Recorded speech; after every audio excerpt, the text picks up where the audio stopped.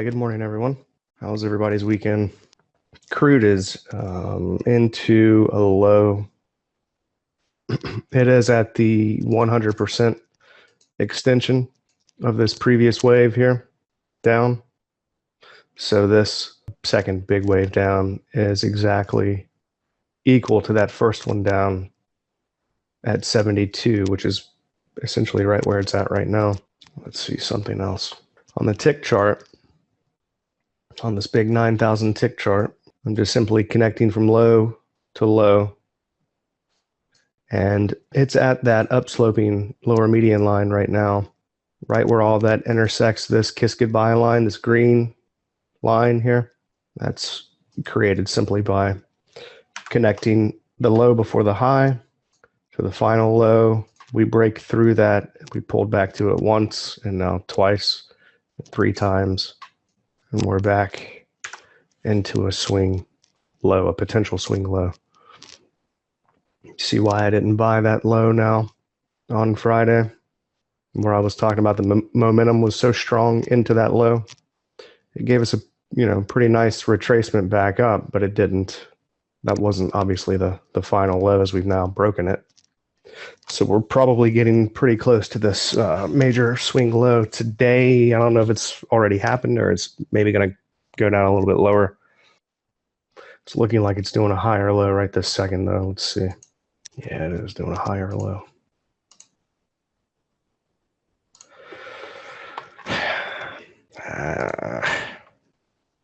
It's very, very likely putting in a higher low right here. We'll go ahead and buy it. We'll buy one right here off of this potential higher low. It's not the best, but I think I can get away with a 5 tick or 6 tick stop. I'm going to say a 5 tick stop, just in case this is the higher low. That's potentially it. I think it would look better if it would come down a bit lower, but we'll see if it won't at least go up and make a new high above 90. What I would like to see would be to come down and make a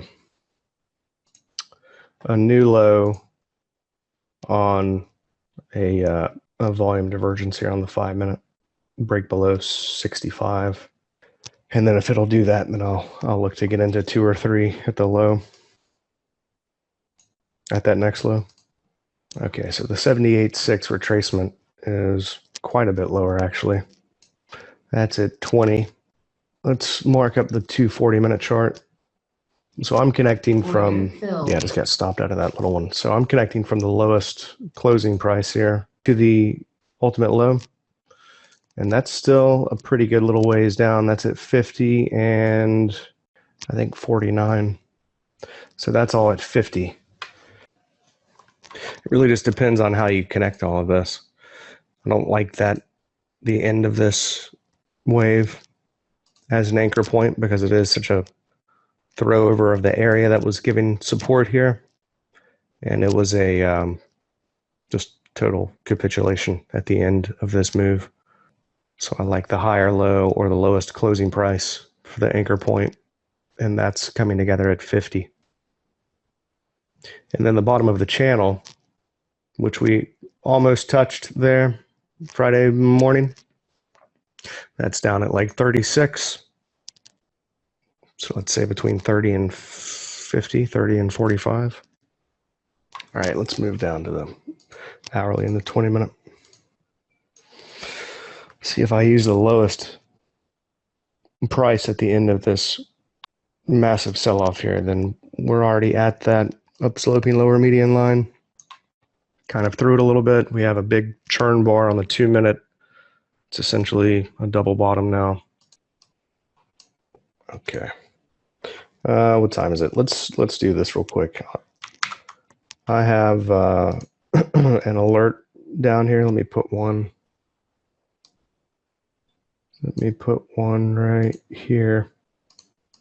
I just want to mark up NASDAQ quickly so we're kind of prepared for the open. Yeah, it's definitely finding some support here.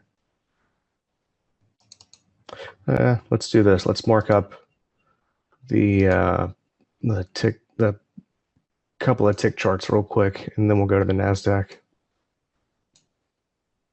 just in case there's something I'm missing. Okay, so see, it's not even, well, it's close, but it's not quite back to the original channel line that we had found support on back here. So it may go up and make a new high in here, you know, look like a triangle, or, you know, maybe it even goes up a little higher, like up into here. But we need one more low before we'll be able to do anything with it. So I'm just going to let it work itself out here for a little bit. All right, let's go to NASDAQ.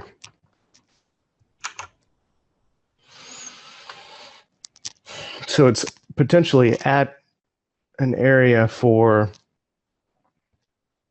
some resistance here. I'm expecting that to break for the time being. I mean, until we see some kind of a strong pushback down, we'll be looking for, longs in here. But we need to see it retrace some out of this area. So this is a, very typical spot for major resistance. That's right where the center median line is intersecting the channel line. NASDAQ has come right up into that area on triple divergence here on the 1600 tick. It's kind of a buying climax in here last night on the 5-minute, as you can see here. So that was a very high density buying climax, extreme density, meaning that it's both very high volume per range and a very wide ranging bar. So while it is a buying climax, it's also very high density, meaning that it's very likely to put in a high right there. We want to see this thing retrace quite a bit more before we look for any kind of a long. May not give us what we want exactly, though. We'll see. Unless this is somehow a corrective swing high, which it does look like it's a potential 5-wave move up for a potential C wave. But I'm thinking that's, just kind of happenstance. We'll likely put in a high or low somewhere up in here and then get that big push to the upside at some point today.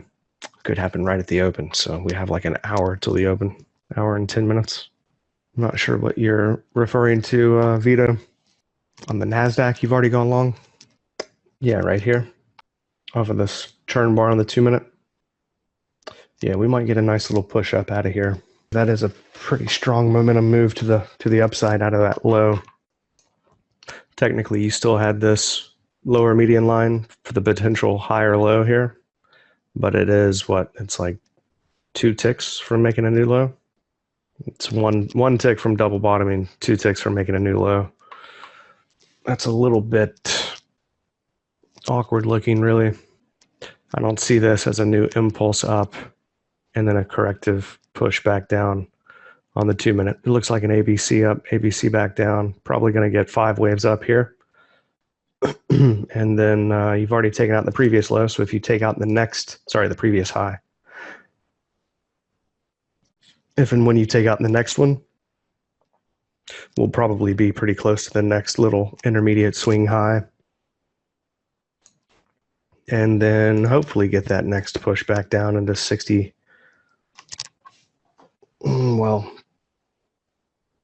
35 to 60. That's what I want to happen here, at least. So the NASDAQ 240, it's done what we were looking for. Well, it did that actually on Friday, but it's taken out that prior swing high here. It's hit the midline of the channel. It's correcting back down a little bit. Just still a little curious if this thing is potentially going to be making or has made a completed ABC back up. I don't think that's what's happening, though. I think it just kind of looks like that right now. We're going to get maybe a deeper correction and then start pushing back up. All right, so let's see where that's going to happen. This is the big tick chart. Yeah, you see we're kind of right at that midline of the big channel. Just kind of busted through the channel line, the auto line here from the previous major swing lows. Let's see where the next corrective swing low might be. Let's go down to the hourly and the 20-minute. Okay, this is one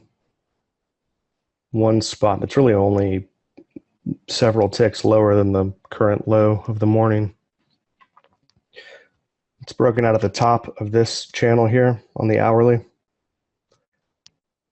So it could be coming back to the top of that and then getting the next push up. So that's something we're going to watch out for. I just applied an alert to that line. That's at 62.25. I would say the next area would be this 42 lower.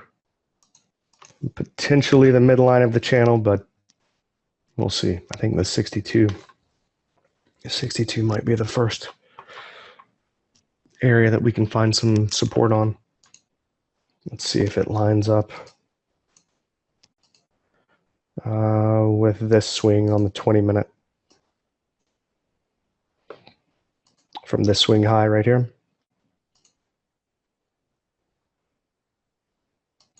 See, that's all the way down at 40.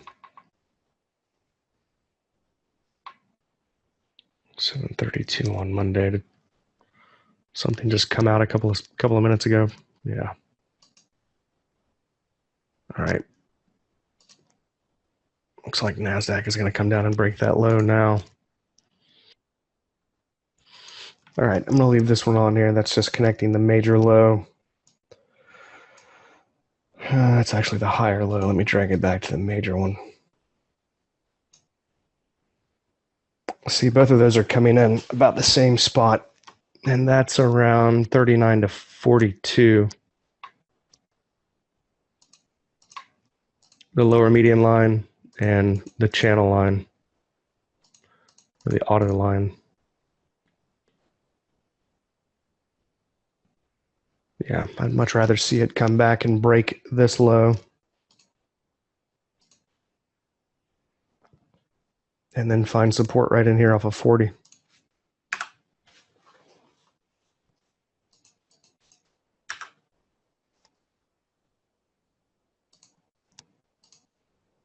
So I'm just going to put an alert right here. I also have one here at the channel line. Now let's look at the 5-minute. What was that? 56.81. Yeah, so it actually came up into there. Samir, are you in here?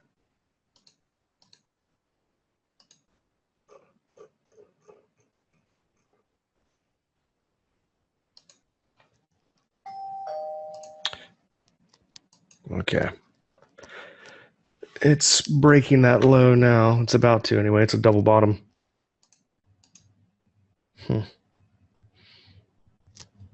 All right, using this higher low here to this little higher low, skipping this one, we have the lower median line coming in right in line with this channel, this auto line, and the midline here. So that's all at 56.60 or 56.52. Okay, we just took out the prior high, so hopefully we're about to be putting in a swing high now. Maybe we already just did. I could probably go a little bit higher and then get that push back down. So it's, you know, looking typical, but it is looking kind of strong in here, and this is what I'm a little worried about, if it's going to just keep going straight up or if we're going to get that push back down at the open, which is really 20 minutes away. So it might move all the way back to 30 before we see that. Hopefully this isn't the major low.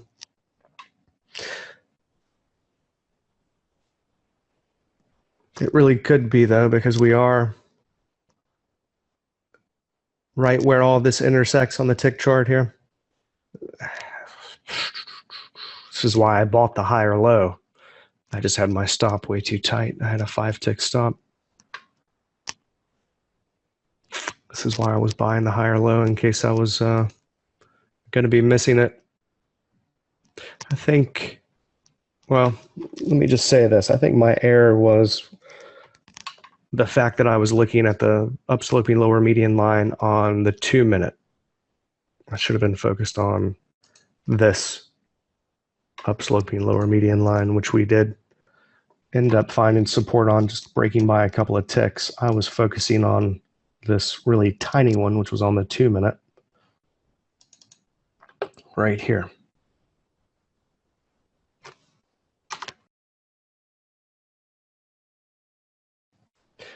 And buying that lower median line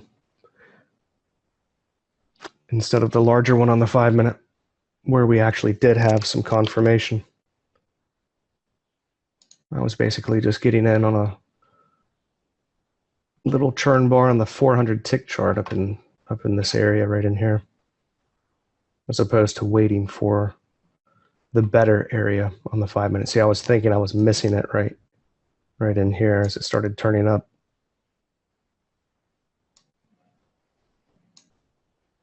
But we'll see what happens. It's kind of getting that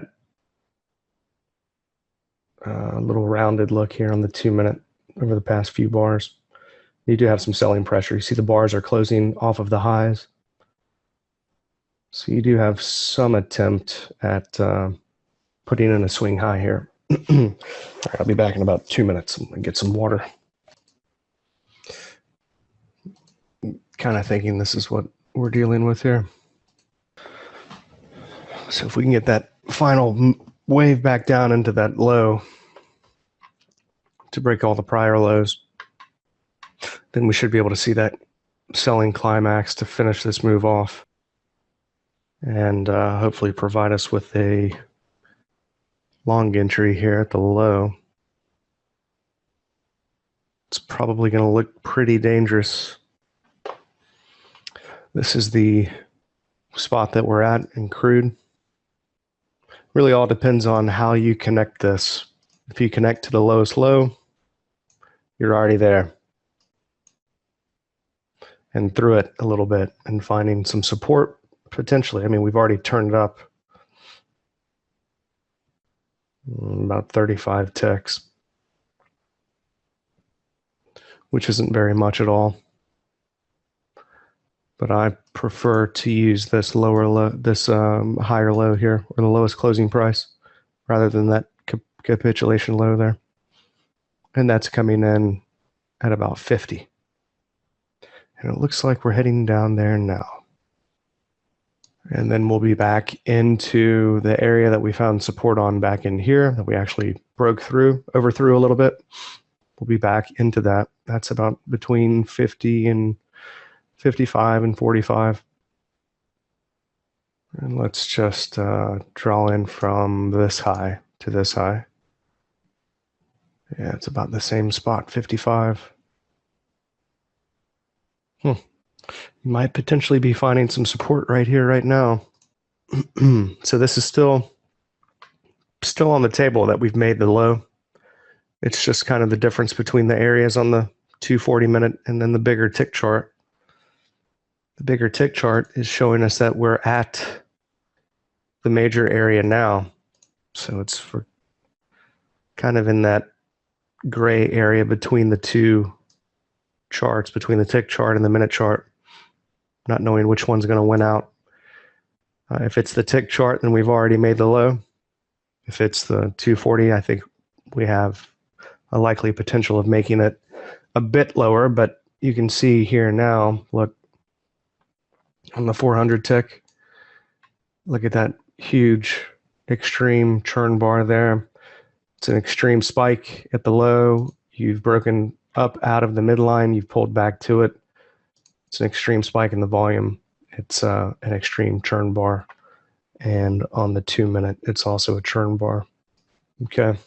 For the setup, for me to get long, excuse me, because this is a setup on the 240-minute chart. Well, it's really a setup on the hourly chart. I do require volume divergence on the 5-minute.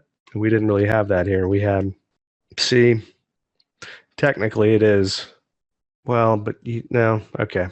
The reason why you might say technically it's a volume divergence is because you've got this big selling climax here, but that is a pretty long way away in price. It's almost, what is it, about 80 ticks? It's about 60 ticks from this prior swing, this prior little selling climax here.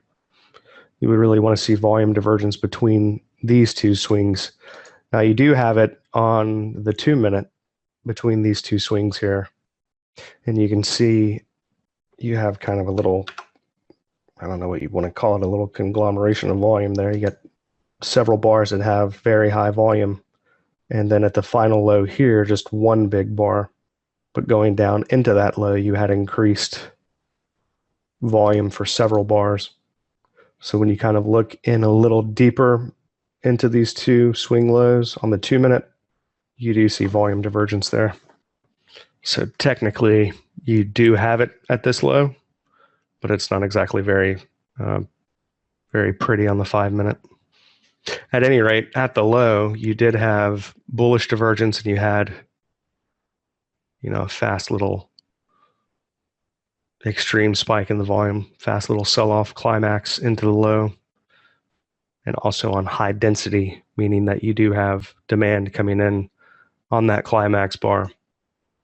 And then, of course, it does turn up. It just does that in a tiny little 3-wave move here, 3-wave move back down, which is hopefully a little ABC. Yeah, see, it's found support there. So you see what it did? It broke out of this tiny little last down sloping channel that we had just by connecting the prior tiny little two swing lows together. Well, I mean, this is the ultimate low here, but this is the little smaller low that we were looking at on the 5-minute, just to the left of that. So this is really the last down sloping channel. We broke out of it, and now we pulled back to the top of it. That's the kiss goodbye line, that little green line there. And then, of course, found some support. And now it's attempting to go back and make a new higher high. So that's why I wanted to point that out. You have a churn bar here. So you had demand coming in as the market is moving lower here. And then on the next bar, you have increased volume per tick, that extreme spike now, an extreme churn bar. Every extreme churn bar has extreme density. So for extreme churn, it requires very, very high density, which is volume per range. Meaning if you have very high volume per range at a low, you have obvious demand coming in, very high volume per range at a high. You have obvious supply coming in. So this was obvious demand. We're at the broken midline, lower median line, and of course that kiss goodbye line on the 2-minute we were just looking at, which is this one here. Just from low to low, break out of the top of that channel, pull back to the top of it. You see. So I mean, that's, what is that, a 5-bar correction on a 2-minute? It's not something I'm typically too interested in trying to trade, but in this case it was a pretty obvious little area of demand coming in. All right, let's go back to NASDAQ for a minute. It is moving lower. We want to see it move into at least 53. It's pretty tricky to try to get into this thing at or near the open, because really anything can happen at the open. This is always a little tricky here. When, we're expecting big push to the upside to take out some of the prior swing highs, and it goes and looks like a nice little perfect A, B, C to the upside, and it leaves you second guessing what's going on. Do you need to try to buy this, or have you already missed the short, or what's going on here? This is the gap on Sunday right here, right now. Sunday night little gap. So it looks like we're trying to fill that. It's just, a little awkward. Kind of makes you think that this is a corrective swing high. We're going to be heading lower. I'll probably attempt Excuse me, I'll probably attempt the first long trade here, though. But I am going to wait until after the open. All right, there's the opening crude. Let's see what crude is going to do. Okay, good. It's finding some resistance here. All right, it's right back into the area that we found support on here. It's a much wider ranging bar now on the 2-minute. So we do have a little momentum into the low, likely to break it. Every morning I tend to just kind of delete everything on the faster time frames. Really, all that I save is everything on the hourly and up, maybe on the 20-minute and higher, and then just kind of rework everything on the faster time frames. All right, NASDAQ is dropping into the area at 53. It's the first one. It's not necessarily the best spot. I think the better spot is a little bit lower on the 20, which would be to break the prior swing low here and make it back down into this confluence of market geometry here between 40 and 43. All right, it's making, well, that's an extreme churn bar there on the 2-minute, so you clearly have some demand coming in at the moment. No real area to buy, though, right in here. It's basically just filled the gap from Sunday night, from last night, which is right here. Now you've got a nice little churn bar on the 5-minute, extreme churn bar on the 2-minute, and it's finding some support and turning up a little bit. Good. Crude is continuing to drop here. It's acting like it's got some support in here right now, though, which will hopefully break and keep pushing it lower. But the 5-minute is getting some support. You see the same thing on the 1600 tick, big fat churn bar right here on a narrow range bar. And now it's trying to turn up a little bit, as you can see. Yeah, it's weird. It's like a perfect 5 waves up. And that's exactly a 1-to-1 extension here. It's got the perfect look of a nice A, B, C. C is equal to A as far as price is concerned. Wave 3 of potential C is exactly 161.8 of 1, which is typical. And then 5 is exactly 61.8 of 1, which is typical. 0 to 1. Back to the end of wave 4. It's exactly 61.8 of wave 1.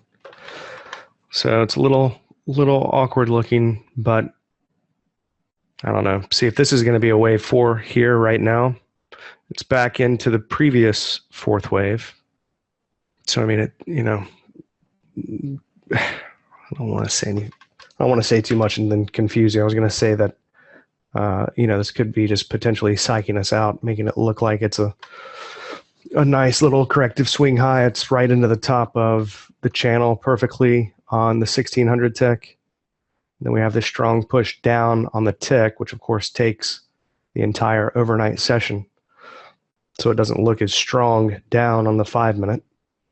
And it's just brought us back into the end of what is, what looks like the previous 4th wave. So I'm thinking it has the potential to put in a pretty strong swing low right here. If it'll just come down to about 60, or what is that, 55, 53 to 54, and just maybe barely tick out this previous low at 54. Then we'll be back into that upsloping lower median line, the bottom of this, essentially a parallel of the channel, parallel of this downtrend line here, which is just a tiny little minor swing low. But it's the last minor swing low before the final high, so we'll see what happens at the open. It's probably going to pop straight down, stop on a dime, and then start working it right back up. So far, this churn bar in the 5 minute is kind of winning out here on crude. Surajit, if you want to signal me, you have to, I think you have to do my full name. See, like Vito did it here. I think you can just click on my name or at start my name and then hit the, or click on it right here like that. And then I'll actually hear a little ding. So you can't figure out on the NASDAQ how I got the lines to line up there. You mean on the 5 minute? I'm talking about it on the NASDAQ 5 minute. Okay. Yeah, you don't have to do it every single time, just when you're trying to get my attention. All right, I'm just going to hide everything, turn everything off. This is the 5 minute. I'm using this higher low. All right, let's just start off using the ultimate low here to the ultimate low here. You see we didn't make it to the top of that. We're not really using any of these lines as support. Maybe you could say the midline right there acted as resistance. But when I drag it up to the higher low here and then out to the higher low here, then we're getting a potential area of support off of that lower median line, right where the lower median line is intersecting the midline here, which coincides with this break, well, essentially right at the end of this potential fourth wave low. Can't quit yawning. All right, so yeah, and I quit drinking coffee too a couple of weeks ago. Probably the hardest thing I've ever done. All right, so yeah, I was thinking this was likely a potential 5 waves up here, big 3 waves down, and then another potential 5 up here. It's just that the little fourth wave is fairly small relative to the second wave, and that doesn't necessarily mean too much. But the wave relationships between these are pretty nice. And then here, I was just drawing a trend channel from high to high, the baseline here, and dragging it back. So when I draw that one in from high to high and then drag it back to the first little minor swing low before the high, it's kind of intersecting that spot there. No, it's not that bad, Jacob. I probably had minor headaches for a little bit. I just switched to tea, basically. So I still get a little bit of caffeine, but not much. All right, so that's pretty much the only areas close by for the NASDAQ. Everything else is lower down in here, about 40, 43. Oh, you were asking about the areas at 43. So what I did for that on the 20 minute was connect from high to high here. So this is the NASDAQ 20 minute. If you want to try to bring that up and follow along for a second, I'm just going to turn everything off. You click on the buttons up top to turn everything off. You can set this Bloodhound template to none. Let me look at crude briefly. Yeah, it's turning back up. All right, so this is the 20 minute. If we're going to make a higher low without doing much of a retracement, the first area that we have to find the closest support would be this little swing high right here. Okay, so I'm just connecting from this swing high to the final high right there. And these two are intersecting at about 42 to 40. Actually, no, they're closer to 45 right in there where they're intersecting. And then from the big low, the major low, skipping this one, dragging it up to here. So that's kind of lining up right there as well. It really, I think it looks, see, that's what's difficult here when you have a pretty strong low and then it basically goes sideways for a number of bars. You have 2 potential spots to connect it to, either the higher low or the ultimate low. In this case, it's just a little bit awkward looking. You never really make it up to the top of either the channel or the median line, the center median line. So while on the 5 minute, I was bringing it up to the higher low. We're, essentially there now. So when it opens up in 3 minutes, it's probably going to pop right down into that.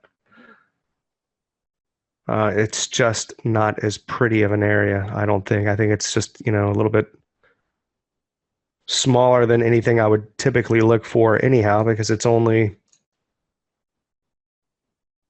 34 bars on the 20-minute. So it's, I typically say about 35 to 110 bars to find the setup chart. So this is pretty close. I mean, I can definitely allow this, but as far as a really nice, clean, picture perfect setup, you don't have that.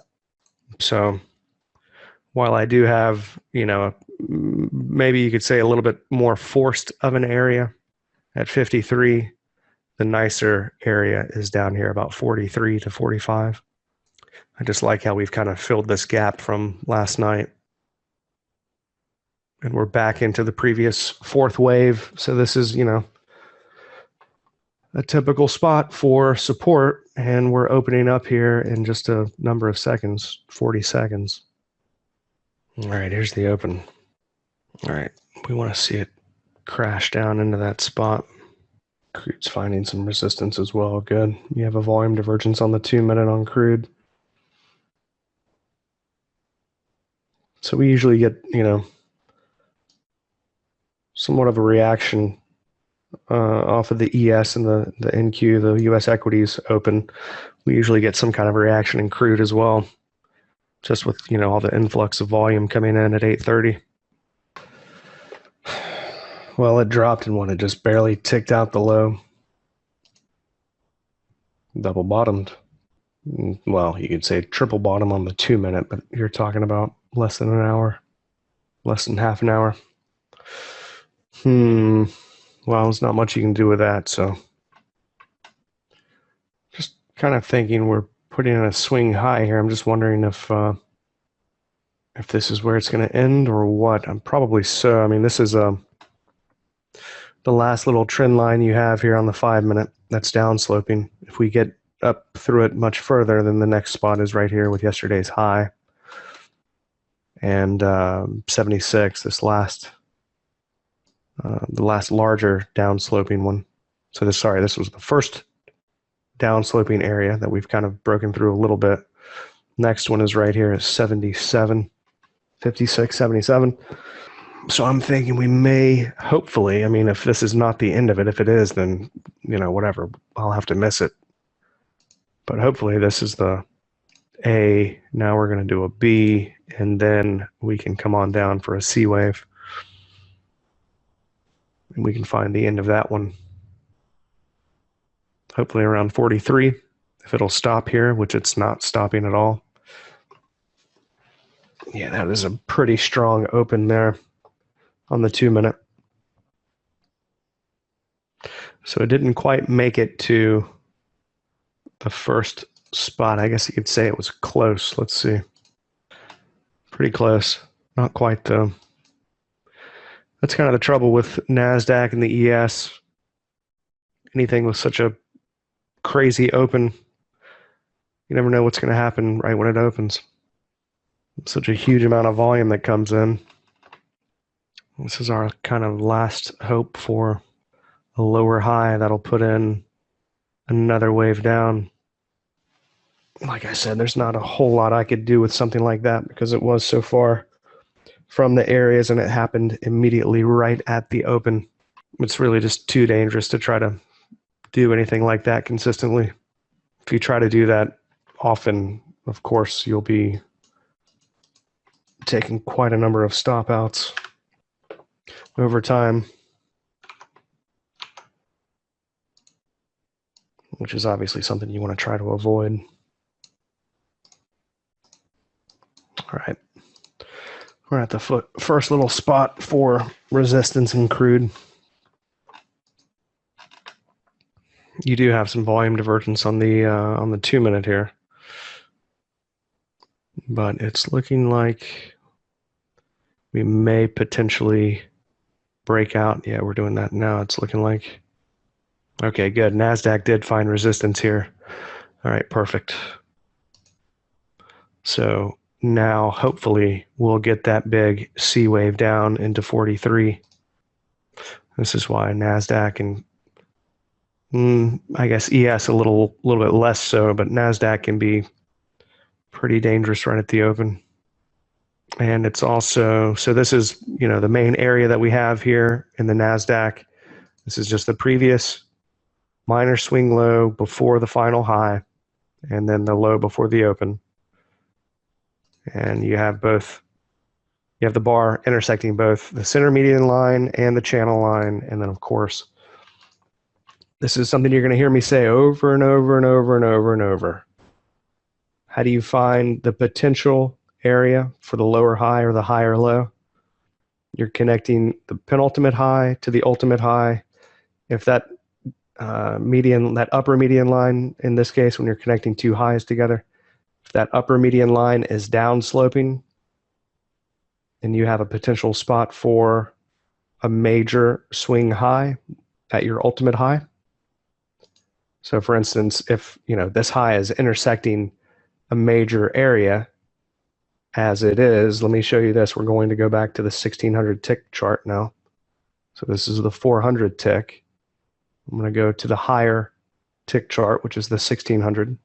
So you see at that swing high, we have that potential symmetrical type of a move for what appears to be at the moment a corrective swing high, potentially, right? So it's a pretty strong area, and it's very likely to produce an important swing high. So anytime we have an area where we're likely to get that kind of major swing high or low at a low, and we're looking for the next potential lower high or higher low at a low, then you can connect those two swing highs together. Penultimate high to the ultimate high. If that upper median line is down sloping, you have an area for the lower high like you do right here. If it's up sloping, then chances are you'll make one more swing high. In this case, it is down sloping, and we came right up into that, found resistance, and now it's turning back down. So maybe if we can hit it again here or find resistance right in here now, this is going to provide us with the next spot for the subsequent move to a new low below 55. That's going to happen here pretty quickly if it's going to happen. Unbelievable, I've been muted this whole time. All right. So I was saying here in crude, we had broken up and out of the channel on the 5-minute. But see, I'm really connecting back to the prior swing high, swing low here. And we've broken up and out of that one. I was saying we broke up and out of that right into the channel on the tick chart. And then we had this little churn bar come in there. I was saying, okay, well, that's potentially going to be giving us a swing high, and now we're breaking up and out of that. So yeah, that is done and over with. But this is not something I would trade anyhow. I was just hoping that, with one of these areas in here, we could produce a swing high and then come back to new lows. This is the big low that I want to try to buy if it'll come back below these lows. It's starting to look a little less likely now, though. Although here you do have the big downtrend line. So this is the next major area that you have. I'm going to delete all this. We're on this crude oil 5-minute chart. I'm just going to hide everything and then simply draw a trend line from high to high. And that's where we have made it back to now in crude. So we might see a little swing high in here. I'm going to connect these two little highs together. Kind of overthrowing that one a little bit. But right into that down sloping area. So we have a potential ABC for A, ABC for B, and then 5 waves up for C. So that's the potential that we have here now.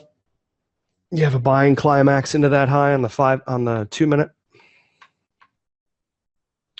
But no real sign of supply coming in just yet, aside from this little churn bar on the 400 tick right here. So as we broke out of this little channel on the tick chart, you see the flood of volume per second coming in.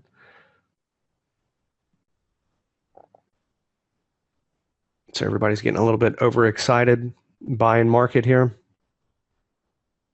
Hopefully this is going to produce a swing high. And then as it starts turning back down, the last attempt at moving it higher produced that little churn bar right here. So you did have some supply come in right here. Now we'll see if that'll push us back down into a big swing low, which is what I'm looking for. NASDAQ is turning down beautifully. You see penultimate high, the ultimate high. That upper median line is down sloping. And now we're right back into where the median line is intersecting its channel line here, its auto line, which is what we see here on the faster tick chart, the 400. Now we're breaking through it. So we should be rushing down into a new low now, hopefully.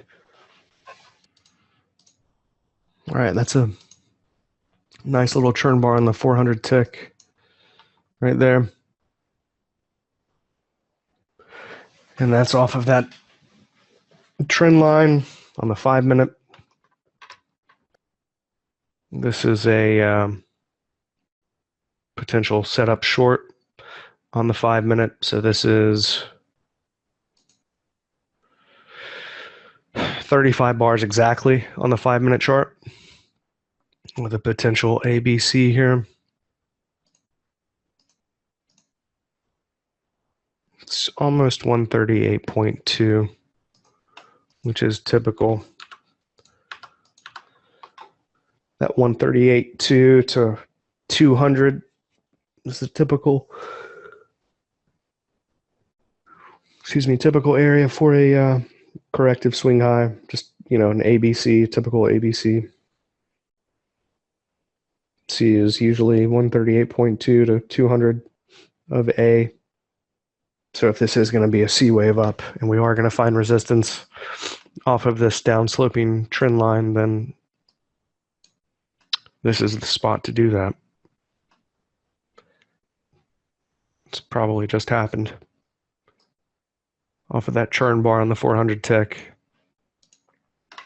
Just to kind of show you what these next workspaces are going to look like. This is very likely to be your swing high here.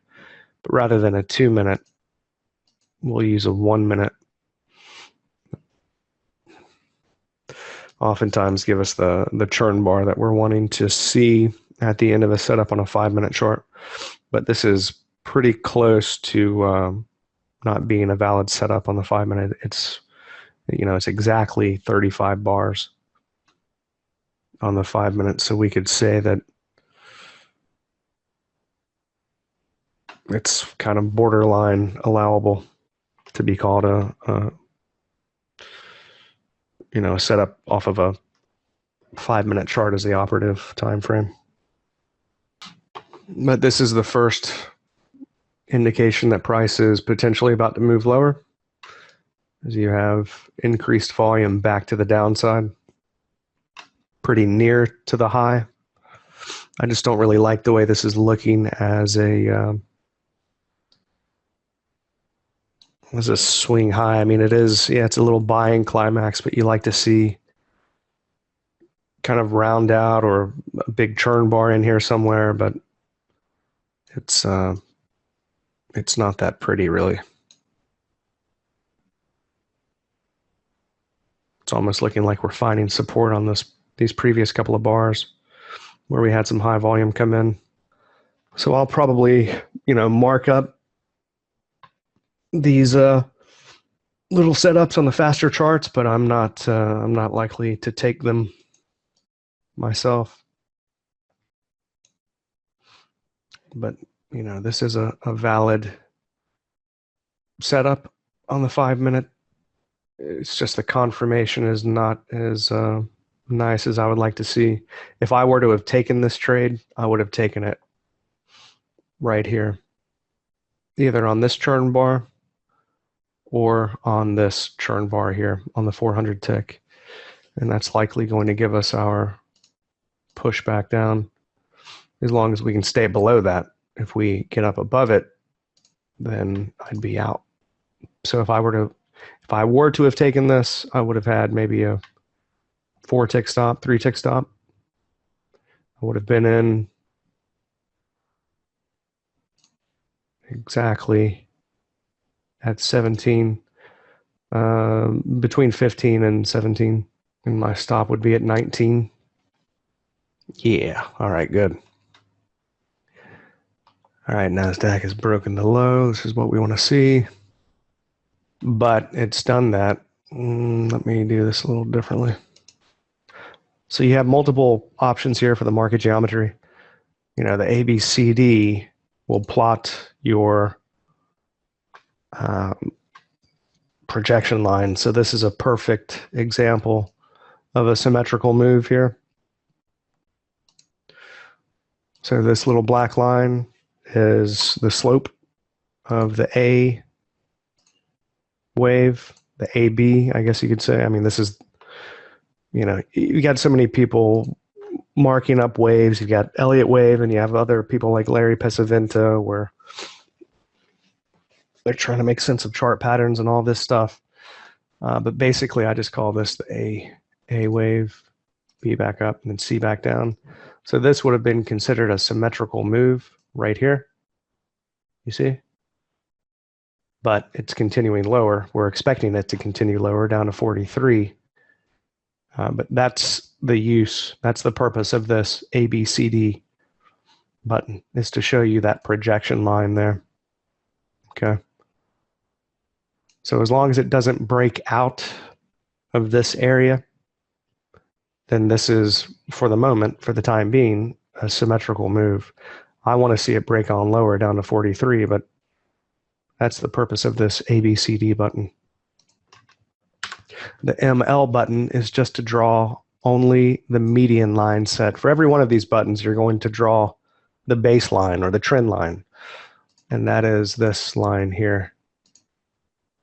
It's the line that you're drawing from click to click, from high to high, or from low to low. That's the baseline. Click, click. That trend line is the baseline. It's the one that shows the slope and then the price. And then you have, with the ML button, you have just the median line set. That's what we used as the lower high off of that downsloping upper median line. And then I connect those two together. And that gives me the next lower high off the downsloping upper median line. But you see, that's where we're finding support right now. Whereas I want to trade down to the next area where we have some pretty clear support coming in. You know, this could be it. This could be all that we get. NASDAQ is just difficult right at the open or right around the open. As far as the major areas that are upsloping in favor of this trade, they're all at 43. Okay. But see, this is that symmetrical type of a move here where the bar is touching both the center median line and its channel line. So that's a, you know, pretty important little area there. Of course, I'd love to see it break through that and then hit the next area looking like it's about to break down and drop. But then, you know, right when it hits those areas, get a nice churn bar, buy that, and then get into the next big move to the upside. It's just looking like that might be wishful thinking at this point. At the low, you did have a churn bar on the 400 tick. And then you had very high volume per second up out of that low. Yeah, see, crude is broken up through that area now.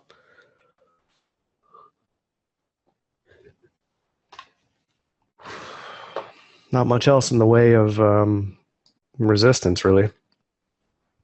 It's really only just now starting to look like a nice 5 up here.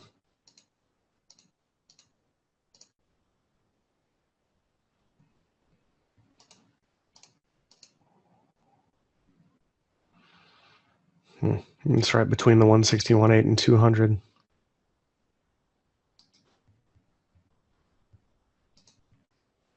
Now that we have a few more 5-minute bars, if this thing does set up for a nice short up in here, I'll actually take it.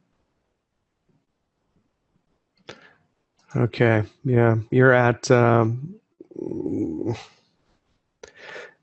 area on the tick chart as far as the penultimate low to the ultimate low here. It's giving you a downsloping channel line right there at the high. It's also the top of this distribution in the profile, the volume profile, which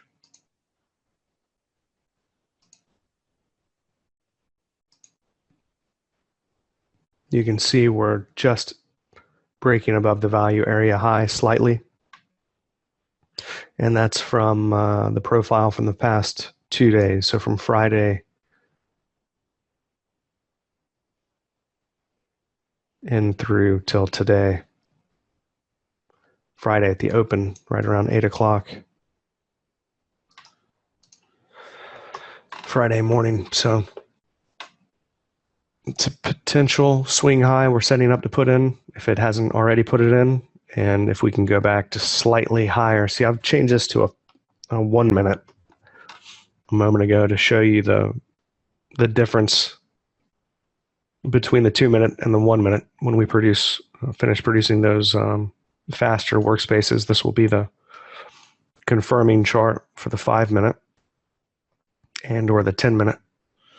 So here we have a very, very large extreme churn bar up into the high. If we can come back and test this, I may attempt a short here. That may have been all we get for the low in the NASDAQ.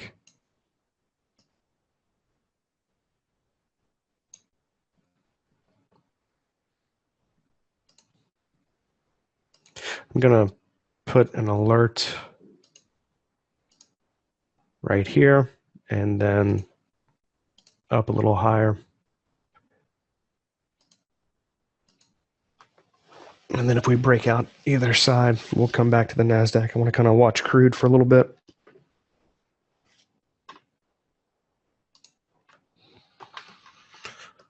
See if this is going to come back up and test the high. We're also back into yesterday's VWAP, yesterday's close. So this little indicator on the 5-minute chart, it's just a free indicator. It's on Big Mike's. It's just a nicer little set of pivot points, but it shows you yesterday's low and close and the VWAP and all of that. So the VWAP is the average price of all the contracts traded for the previous day. So we're back into that kind of little sweet spot. This is a couple of times a week. You know, if you're in a strong trend in one direction, a couple of times a week, you'll get if it's in a big trend to the downside, you'll get the high of the day right around this little area here between yesterday's VWAP and the central pivot. The central pivot is the midpoint of the prior range. So it's the 50% retracement of Friday. Of course, the pivot point is the high plus low plus close divided by 3.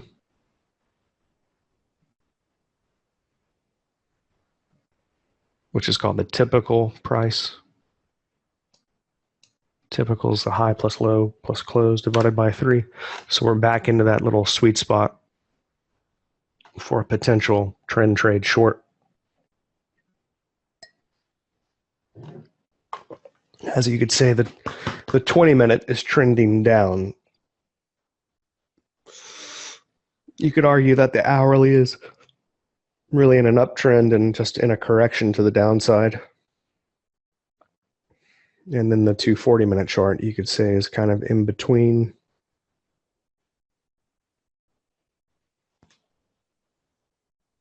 So remember, we are looking for a major swing low in here. Either it's already happened or we're going to get that final push into the low and see it maybe towards the end of this morning or in the afternoon. I'm kind of leaning towards the low already being in at this point.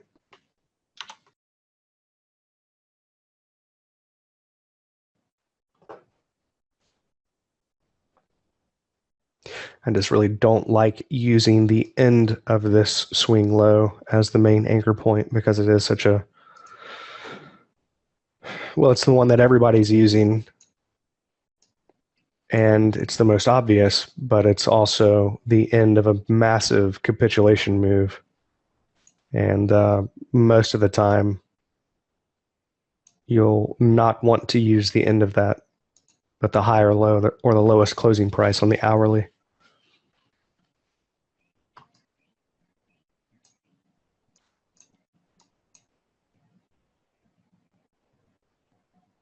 On the hourly, though, it lines up perfectly on the 240 minute. See, it's way lower.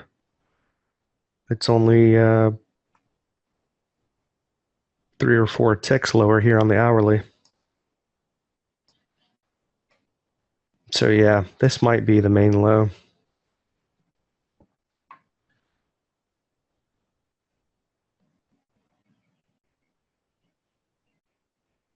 The potential move up and out of this,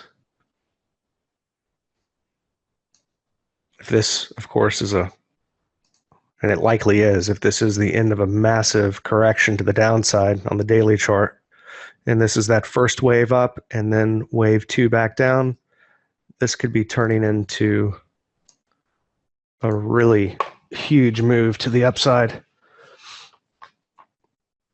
And this is quite often how those moves start. You put in the big low, you turn up, you get above the midline of the channel, you pull back to that upsloping lower median line here.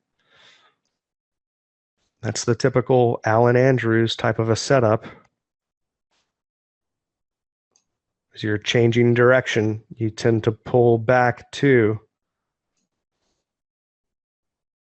for a low, the upsloping lower median line, for a high, the downsloping upper median line. This is kind of the signature setup for Allen Andrews, the guy that defined these median lines back in the in the 50s, in the 60s? Maybe it was the 60s and the 70s.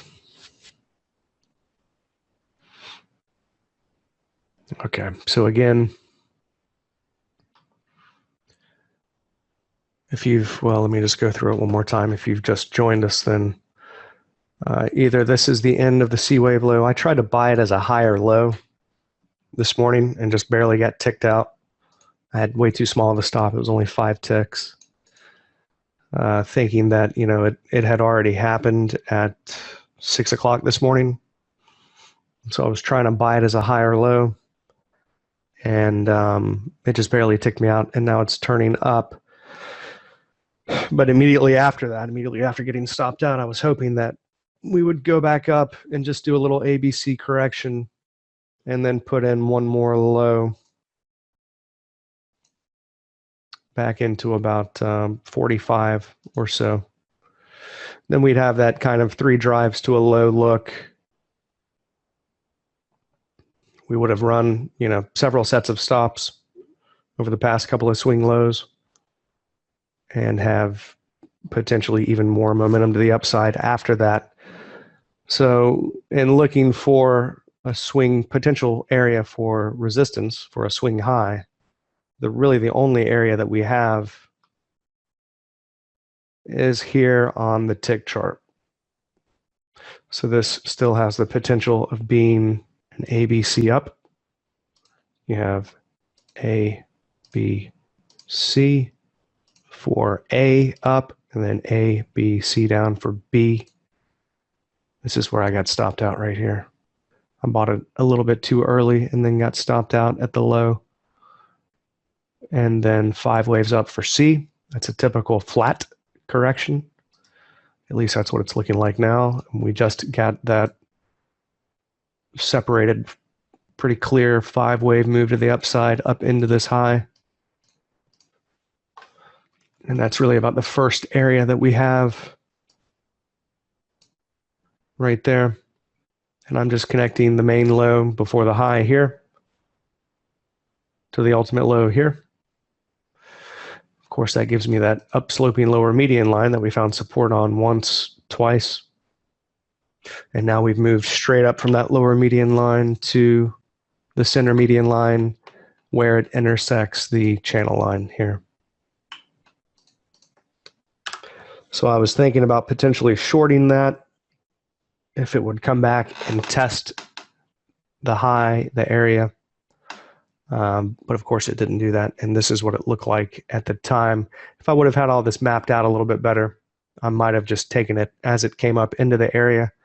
I typically don't trade setups on the 5-minute chart, though. I typically just trade setups on the 20-minute, hourly, and 240. But, you know, I'm sure a lot of you guys are more interested in some of these faster corrections.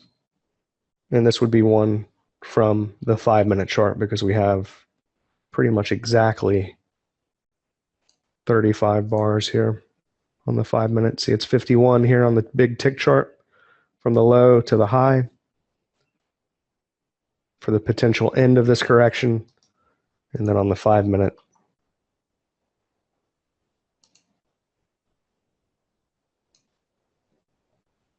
it's 38. See, I would much rather short it if it would come up and do this number here and then go down. So this would be where I would be more interested in shorting it from right there.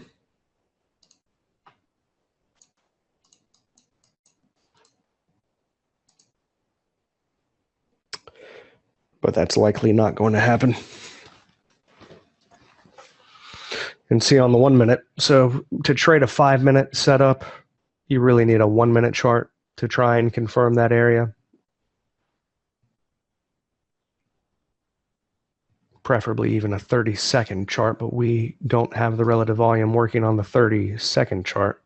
You could put normal volume on that, but not the relative volume, not yet. The relative volume only works on the minute charts, but here you have that on the 1-minute. I changed this from a 2 to a 1. On the 1-minute chart, you have that big extreme turn bar at the high. I was just looking for it to come back and test that on lower volume, but it hasn't done that. So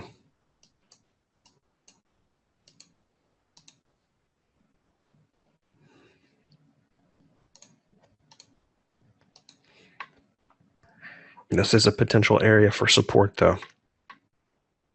So we may potentially go back up and do that here shortly.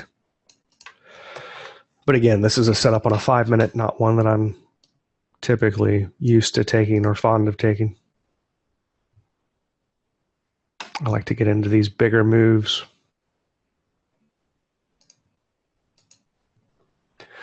NASDAQ is almost back into the downtrend line, right where the warning line is going to be intersecting it. So you have a potential, but less likely, a potential A, B, C back up. But it could very well be just the first wave up. See, this is looking like a big A, B, C down with a pretty clear 5-wave move. And it's symmetrical. And you have the end of it intersecting both the median line and the channel line. So that's the typical type of symmetrical move that we look for.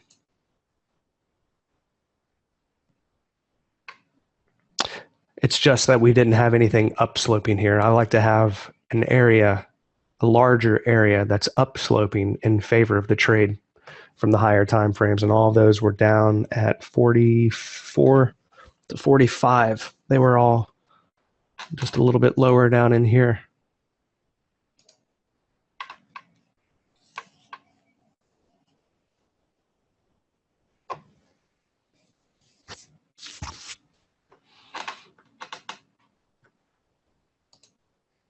So I would say not a picture perfect setup. While this is, very likely a corrective swing low, like I said, I like to have an area that's upsloping for a long from the higher time frames. We just didn't have that. Sometimes you do, sometimes you don't. When you do, I favor that type of a setup. When you don't, I tend to kind of stay away from it. You see, this is exactly what we just saw in crude, actually. Well, it's a little bit different because we've been moving up for so long. We just started moving up in crude. But here in the NASDAQ, this is the downsloping channel line, or the auto line. So I'm just simply drawing, this is the 400 tick, just simply drawing from low to low. And that is the auto line that's plotted automatically.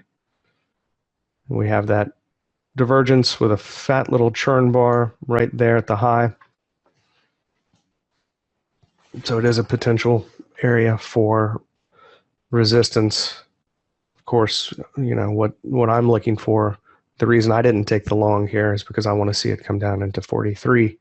So if it'll do that now, we'll have even more areas lining up there, which will include this warning line of this little channel. So if we can go straight, kind of sideways, choppy down into this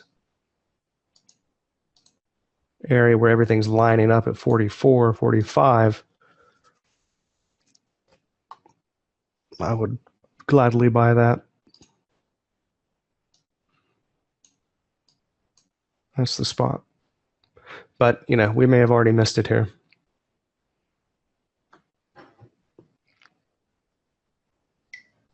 I have no problem with that if I did. I mean, the reason I don't take these is because they're less likely to work out. It's more likely to work out in your favor if you actually have an area from a higher time frame that's supporting the trade. I wouldn't really have much of anything supporting my stop placement in this case.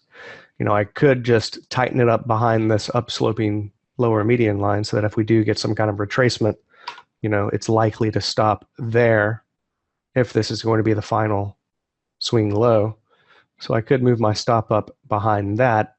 But at the time of the entry, the only thing that I had there was, right here, and that's downsloping. So as new bars get plotted, those areas go further and further away. So I wouldn't really be able to have my stop behind anything after a move up other than this lower median line here. Does that make sense? That's why I like to have an area from the higher time frame coming in right at the spot where it's likely to reverse, where I'm going to get in, and then I keep my stop behind that area until we've moved up far enough out of the area that I can begin to use some of the other areas that are produced from the swing low that I bought. In this case, swing low for a long trade. Is that clear? If it's not, it will be over time. You always want to have something protecting your stop. Otherwise, your stop is just kind of out in space,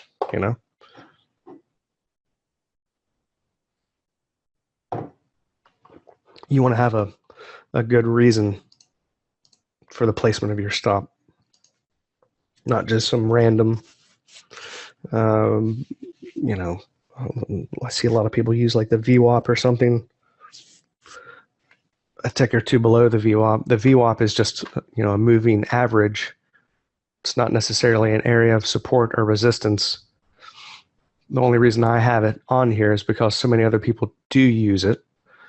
The reason why I wouldn't have some moving average, simple moving average, or EMA or whatever on any chart is because so few people, you know, everybody's looking at different charts, and it's just moving averages don't produce support and resistance. They just don't. They look like the market. You know, it'll kind of be that way by coincidence through happenstance that the market will put in a swing high or low right off of a moving average, but that's just really a function of numbers. You know, that moving average is following price. So eventually and often it's going to look like the moving average is somehow causing the retracement swing low or high or whatever. But in fact, it's just a statistical game. You know, it's going to happen that way, that it looks that way. But when you test it out, you know, try to actually trade those moving averages as areas of supply and demand. Of course, they test worse than flipping a coin. So that's why I don't use moving averages, but I see people use the VWAP. You put your stop behind that. The VWAP is more like an area than it is a specific value. So for instance, if I were to draw a VWAP from here,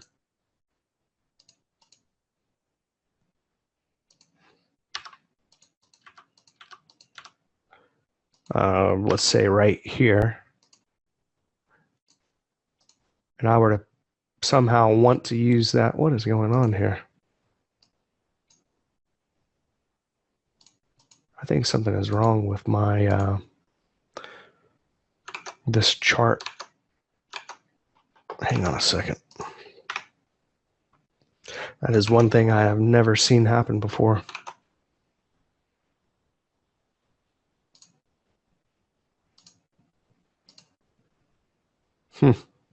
How bizarre. If I were to want to use this VWAP right here, that's the volume weighted average price that's created from this little faint purple button here, whatever you want to call it. It says VWAP on it right next to the volume profile buttons. If I were to want to use that as a stop placement, I wouldn't want to use 1 or 2 ticks below it. I would want to use several ticks below it. You follow me? Like, for instance, maybe the first standard deviation below it. If I'm going to keep my stop up on that VWAP, well, you can see, I mean, you can draw VWAPs going back from all these prior swings. You tend to use that VWAP as support, not necessarily the VWAP itself, but the area around it. So I wouldn't want to use, for a stop placement, that exact value, or even 2 ticks below it. I would want to use several ticks below it. You see, otherwise you're going to get ticked out consistently over and over. But as far as what I've done in, you know, all my testing and back testing and everything that I've done, that is not the best area to use for your stop placement. The best areas you can use for your stop placement are behind the areas defined by the market geometry. That's one of the main reasons why we use them. And you see here, we've pulled right up to the baseline, and now we're dropping back down. So we found support where? Right where the median line intersects the channel line. It's turned up and then found resistance at the next area predefined in the market geometry.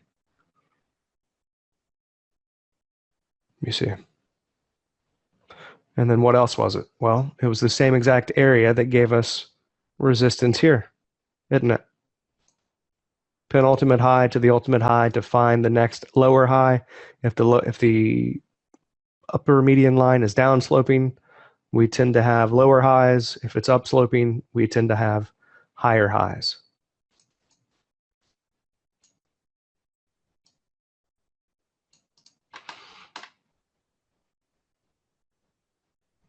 So you'll see this day after day over and over and over. And this is why market geometry is so important. But seemingly so few people even know about it or know how to use it. Crude is dropping good. Looks like it's making a swing low right here. Yeah, it sure does. I've taken this down to a 1 minute. Let me make it back to a 2 minute. This is what most of you are seeing here. That just looks like a little fourth wave swing low to me. I hope I'm wrong about this, but this looks like maybe a 1, 2. We're about to finish up 3. I hope that's not right, though. Yeah, see, we've gone through that quite a bit, but we went through it down into the top of this parallel here. I don't know. We'll see. Kind of has that look of just a little tiny corrective swing low here. It's a 50% retracement of wave, what is potentially wave 3. Looking more and more like NASDAQ. Like this is going to be the final low, like the low of the day potentially. In NASDAQ here on this little corrective swing low. I mean, it's only technically 3 bars, but really 2, let's say 4 or 5 minutes down from the high to the low. You've got that little selling climax here, followed by a churn bar. That's that 2-bar pattern that we look for. A climax followed by a churn. And now we're turning back up, but you won't see me trade little tiny corrections like this ever.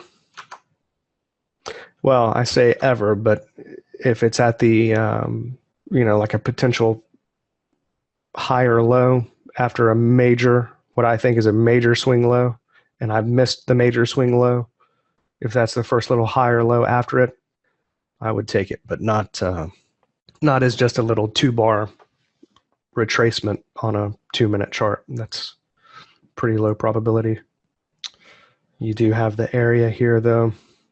So these are some of the things that I'm going to be working on with the faster setups, with the faster workspaces that I know a lot of you guys are interested in, trying to find the ends of these tiny little corrections. It's just that with all the testing that I did, being limited to these tiny little corrections on such a fast chart is, let me say it like this. If you're trading or looking for more than about 5 to 6, 7, 8 trades, well, let's say between 5 and 8 trades per day in one market, if you're looking for more than 8, or you find yourself taking more than 8, then you don't really have an edge. It's just statistically improbable that you would be able to take that many trades in one market and end consistently with a profit every week. So if you find yourself taking more than about, I would say really more than 4 or 5 trades per day in one market, then something is not right, something's wrong. Unless you're very, very good at scalping and you have something well-defined that you've proven out quite well. And, you're good at that, whatever, that book map and that all that super fast, crazy stuff, order flow, whatever, then maybe. But when it comes to, really identifying a type of a system that you can consistently make money with every week, it's just very statistically unlikely that you would be able to do that taking a large number of trades per day in just one market. It's just evidence that you don't have an edge if you find yourself taking that many trades, in other words. And don't get upset if you miss moves or you see something happening without you, you're not a part of it, you've missed the big move, whatever. Don't, if you start getting upset with scenarios like that, then that, of course, leads to bad behavior. There's absolutely no possible way that you're going to be involved in every single move of the day. You're going to miss way more than you're going to be a part of. And that's just the way it goes. I know that bothers a lot of people. It used to bother me a lot too. It's really the name of the game, though. I mean, this is all about probabilities. It's kind of difficult to get your mind thinking in terms of probabilities unless you've really trained yourself to do that. And that's really what you have to do, is train your mind to think consistently in terms of probabilities. Of course, you don't know what those probabilities are unless you've done all of the proper manual backtesting. In this case, when we're working with something like market geometry, of course, it all has to be tested manually, and it's an awful lot of work to do that. Yeah, here we go. About to break out here in NASDAQ. That'll be 200% at 45. The next area really is at 42. It's coming up here. This is really what I was wanting to see to allow myself to take this setup, which is on the 5-minute chart, which is really, what, 45 bars on the 5-minute? 50 bars now, or it will be 50 bars by the time we get there. This is when I would be pretty nervous about trying to take at this point, but I'll likely attempt it anyhow. It's just not as nice as I would like it to look, because we are potentially moving up out of the major swing low. I don't know. I think there's probably too many negatives to allow myself to take this short. I'd rather see it set up and miss it and watch it go down to a new low and then buy that new low than attempt a short and get stopped out, because you do have the end of this being a pretty significant area here. Yeah, see, it's not even allowing you to take it. It's going right through the area. So, I mean, you have double divergence on the hourly. It's looking like pretty well confirmed swing low off of that lower median line, that upsloping lower median line. This is the area we were talking about yesterday. Of course, it didn't quite make it back to the downsloping channel, but it found support on it yesterday or Friday at the low here. Came back and tested that, broke that low just slightly. And I would say it lined up best on this tick chart, because you really hit this lower median line perfectly on that tick chart. And I am using the lowest low, the lowest price at this sell-off low here, which I don't really like to do because it is such a massive climactic move into that low. I always prefer to use the higher low or the lowest closing price on the hourly. But here, that upsloping lower median line lined up perfectly right there. And it's also the kiss goodbye line here. So we broke out of that downsloping channel, pulled back to it. It's also the 100% extension of the A wave. So A and C are symmetrical in terms of price. And if this is 5 waves down for C, then you have, we'll do it like this, 1, 2, 3, 4, and wave 5 is 38.2 to the tick of wave 1 through 3. So yeah, this is looking confirmed. This is what I was saying I hope is not happening, but is looking pretty likely that this is actually 1, 2, 1, 2, 3, 4, 5. Now this is the end of 3, most likely. Of course, we could just start extending, but this is probably the end of 3. This is the 2-bar pattern that we look for. Pretty strong potential that this is going to be making a swing high here, and it's at the next major area on the 5-minute, which is the ultimate swing low here. See, I was using the higher low, thinking that we were going to get potentially the end of a corrective swing high, but of course it shot straight through that area, and then this is the next spot for that end of this third wave here. So we have a 1, 2, likely 3, and then probably just a small retracement, and then keep on going. It's looking pretty nice on the 2-minute now for this to be a swing high. That's that 2-bar pattern, that big buying climax followed by a churn bar. You'll see this pretty often at some major turning points. 5 is 161.8 of wave 1. So wave 5 is 161.8% of wave 1, at least for the moment it is. And then wave 5 is 78.6 of waves 1 through 3. So we have that fib confluence zone right there, which is the only one that we have produced from these fibs, and that's giving us the swing high right there, in line with the channel from the larger set of swings, and that's just connecting big swing low to big swing low, and that's giving us the next potential big swing high, right in line with a fib confluence zone. Does that make sense? And then, of course, the probably most, I don't know how to say that. It's one of the most likely confirming volume patterns that we have, that and the volume divergence. Either this 2-bar pattern. So for instance, for a setup on the 20-minute, I don't have to have volume divergence to confirm a 20-minute setup. I could have volume divergence or this 2-bar pattern on the 2-minute or the 5-minute. Or it could be just a tiny little volume divergence on the 2-minute. It may just, give us the big buying climax, not necessarily be followed by a churn bar, get a little bit of a retracement, and then go back up to break that high. And then that would just show up as a tiny little volume divergence on the 2-minute. So one of those three things is what would be the confirming signal for a correction that's being identified as occurring on the operative time frame of the 20-minute. Sounding convoluted.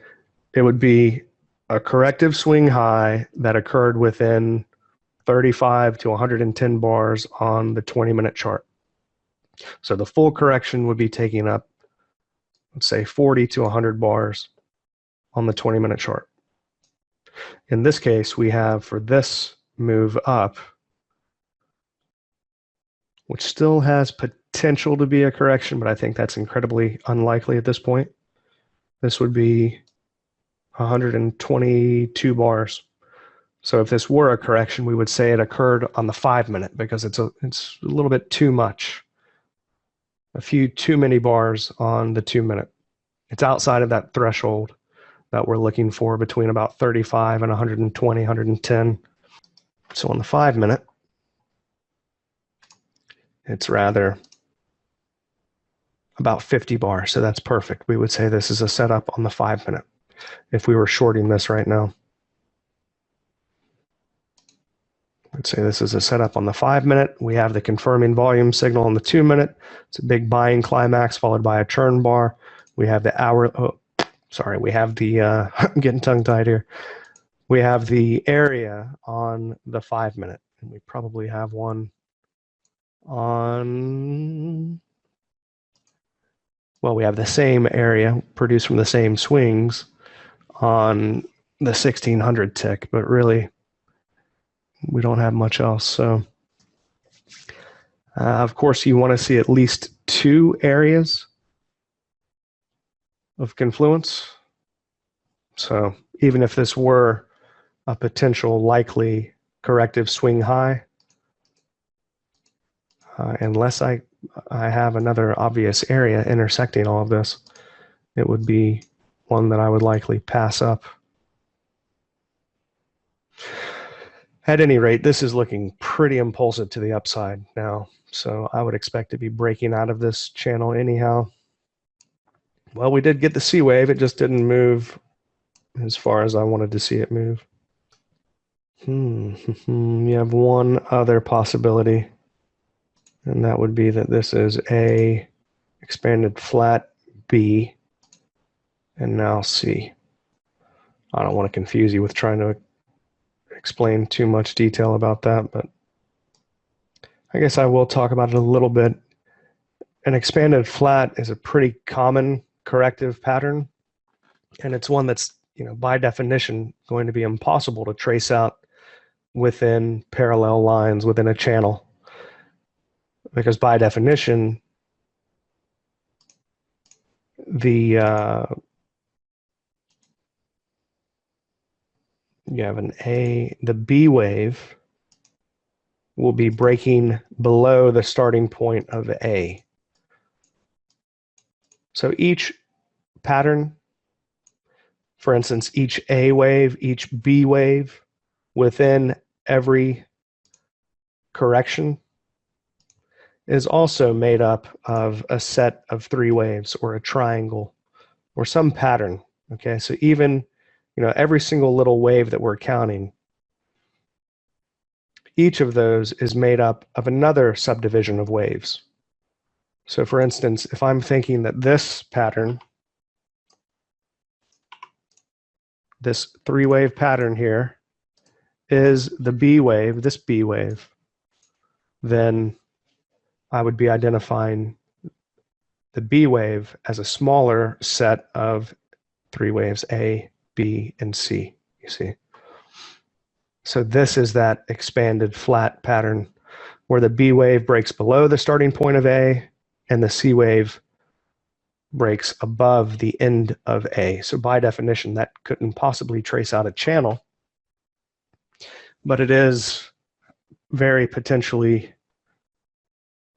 a corrective swing high. So this is one of those patterns that is probably one of the more difficult ones to find. I'm just saying that this is a possibility at this point. Okay, I don't want to throw too much of this pattern stuff and corrective waves and all this jargon at you too quickly, but that is one of the main ones that can be so confusing.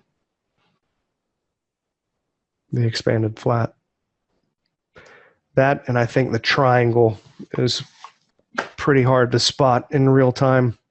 It's easy after the fact, but in real time it can be difficult.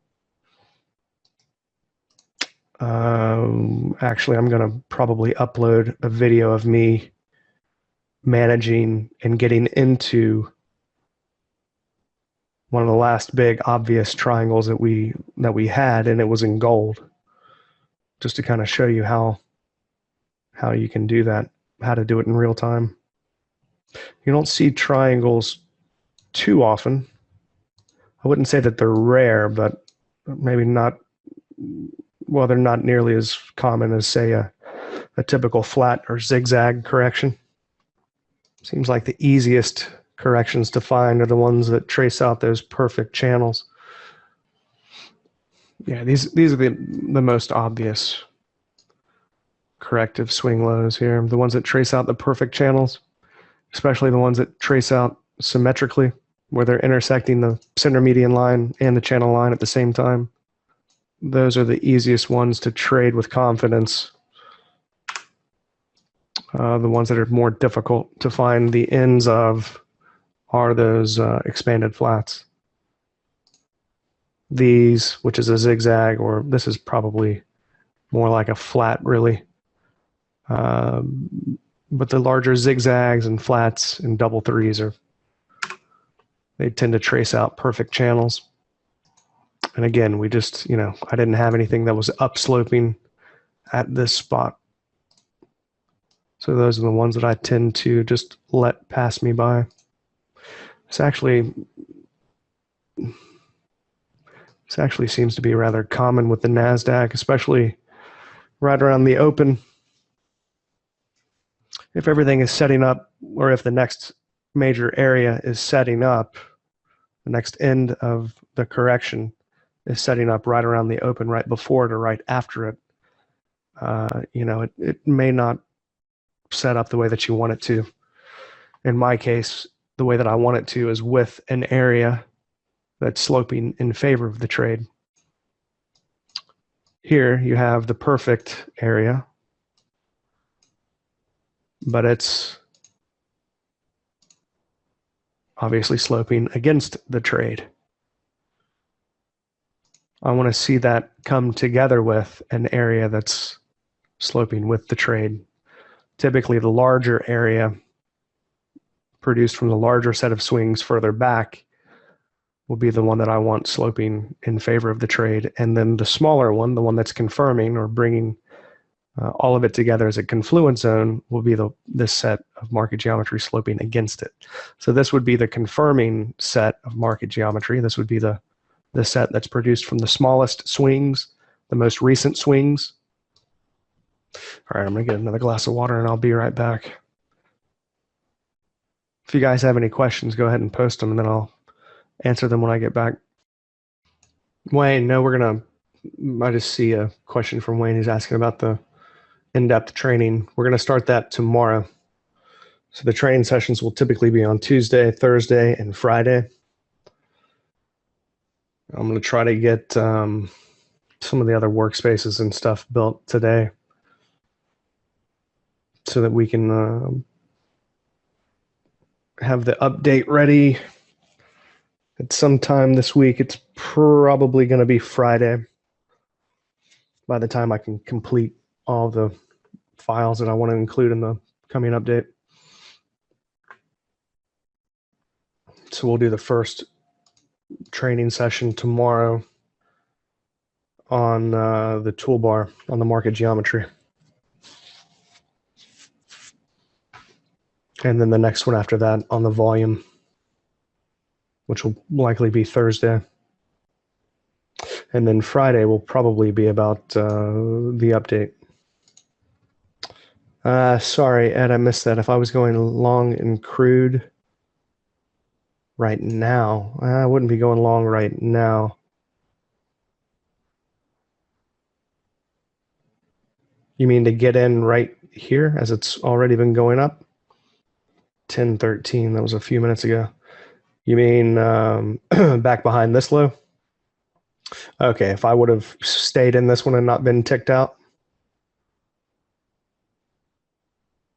where would my stop be?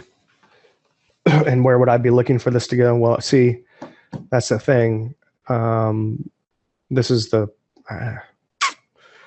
what I've been waiting for to get into, because I'm thinking that this is likely going to be going up to new highs. So if good question. I need to explain this anyhow. Excuse me. All right, if this is the end of the correction that I think it is, which is looking pretty likely at this point, then crude oil is likely to be going up to new highs. If I would have bought the low, I mean, if I would have been at my computer at exactly 6 a.m. and gotten the low, I would have gotten in with at least 2 contracts. Let's see, I got like 23 grand, maybe 3. Typically 1 per like 7,500 to 9 grand in crude. So maybe 3, but at least 2. And I would be waiting to get above the prior swing high to take one off. So this would have been the first opportunity for me to have taken one off. And I likely would have done that at 75 as we broke above this high. So that would have been the first spot for me to take one off. But really, okay, let me explain that a little bit further. You guys have seen me talk about this and do this several times in the trading room, but when I'm getting into the end of an ABC correction and that B wave is lower than the starting point of A, so this is the start. Let me do this. I need to add, I'm probably going to send you guys a new toolbar skin when when I send out this update, but let me put in some text. So this is the start of the correction.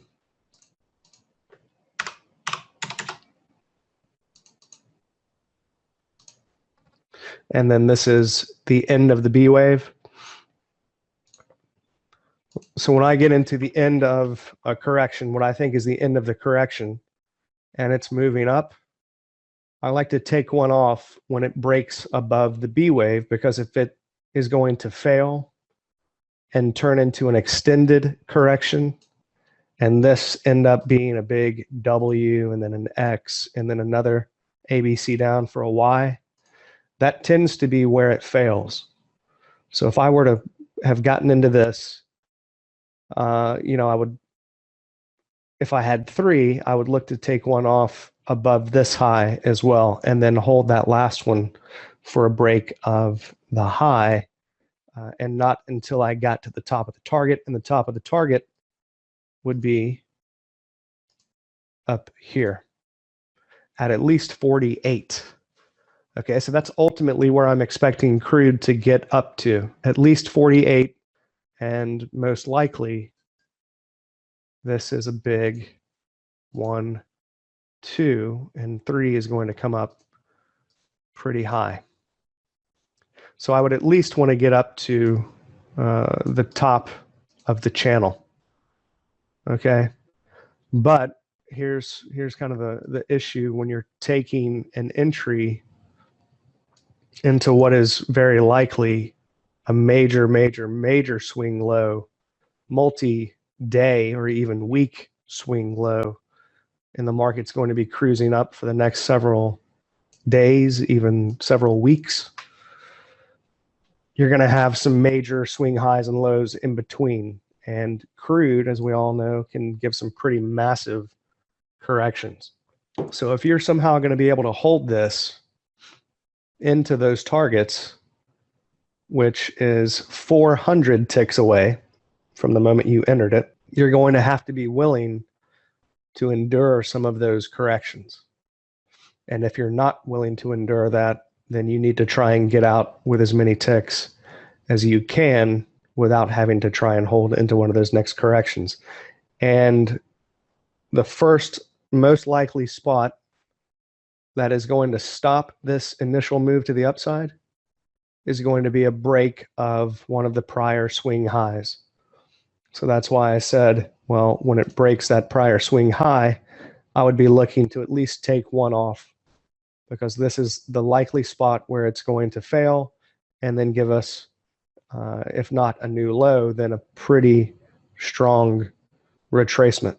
Okay, it doesn't always do that. Sometimes you get a straight shot. Those are the awesome trades that are fairly rare. But more often than not, I would say you get that really big initial retracement for the second wave, and that thing can come back all the way 80%. So in this case, you've already got, if you got in at the low, you've already got about 100 ticks. And that's, that's good in anybody's view. So if I had that, if I hadn't have been stopped out, then, with having only one contract, I would be out right now. I wouldn't be trying to hold this for, making it all the way up in here. If I were only able to trade one contract, I would be out on a break of that prior high and be happy with what I got. But if I did have multiple contracts, I would be holding for sure. I would likely take one off here if I had 3, take another one off once I broke this prior swing high back here, and then be holding the last one for the target. As far as stop placement, your stop would be, it would have to be far enough down to allow for that initial corrective retracement. And that's what I think bothers a lot of people, and what can be psychologically taxing, is to give back so many ticks after you've been up. If you're only managing one contract, I would say having a tighter stop would be fine, just behind the trend line from low to low. Or, if you don't want to exit on a break of the high, you want to give it a little bit more room, see if it's going to pop and run, then just have your stop behind this little tiny swing low on the 2-minute, and give it some room to see if it's going to pop up into the high, if you're willing to give back that much. So, let's look at that on the 2-minute then. Let me just delete all of this. So let's say that I was able to hold that. Let me see where I got stopped out.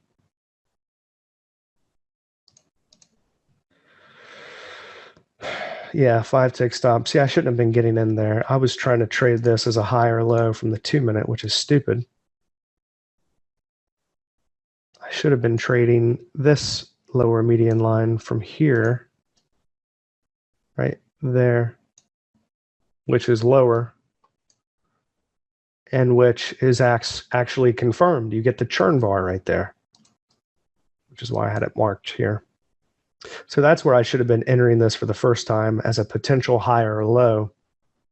And then if I were long, I might have even exited right here actually before it broke that high, just because of this 2-bar pattern. And we did make it back to the top of this channel. So this is the channel that is that produced the swing low here from the lower median line. So the fact that we went straight from that to the top of that channel, that's a pretty solid little trade there. I mean, that's that's really nice. And it's 90-something ticks. So I likely would have exited right there, to be honest with you. But if I did want to hold for a break of that prior swing high, that happened right here as it broke above 72. If I wanted to see if it's going to, run, which it looks like it's about to do, and I didn't want to give back too much, then I would just simply have it right there. I would simply have my stop right here behind that low. As far as the swing high here, at the time, if I didn't want to exit, where could I have placed my stop and been comfortable with it, allowing somewhat of a retracement, but not give back everything? You've only got a couple of options here, really. You've got this channel line. Some might use the midline, but if you're using the midline, it's got to be several ticks behind that. Often you will use the midline as support, especially the broken midline, as it works its way up in the channel. But that's not a typical area to put my stop behind. I know some people do use that, but for me personally, it would be behind this channel if I wanted to keep it in a fairly safe place. Let's say it's not the best, but it depends on what you're trying to do with the trade and what you're willing to give back.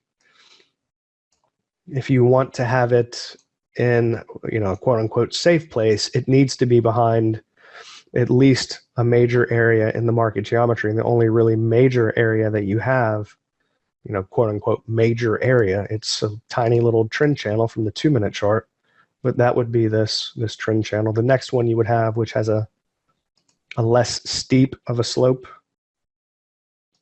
how would I say that? A slower gradient,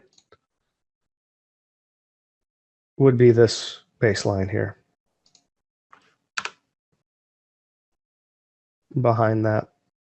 I don't mean 2 ticks behind it. I just, I mean several ticks behind it. I have these throw over areas based on the width of the channel. So if you click on the TC button, you draw from low to low, it will draw a 12.5% throw over region.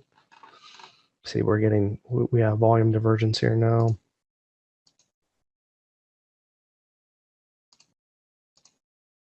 On the 2-minute. So I would likely be out right there. As it broke the prior high and then gave me volume divergence, I would be out there. For sure.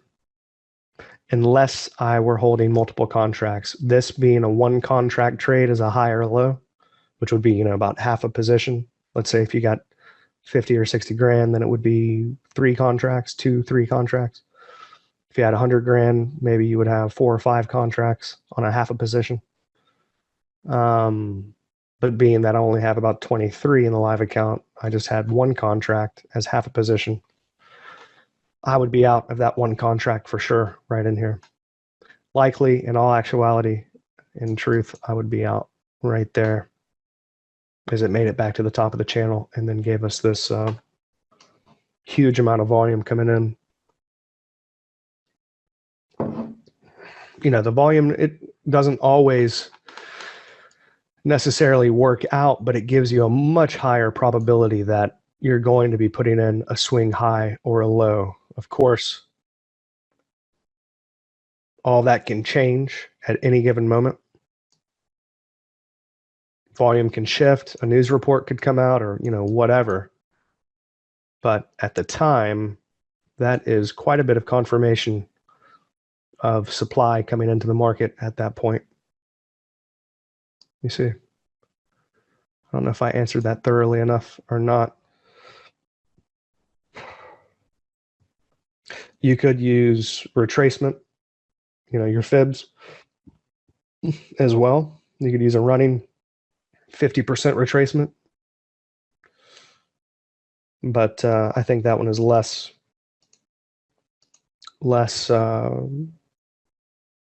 strong of an area, I guess you could say.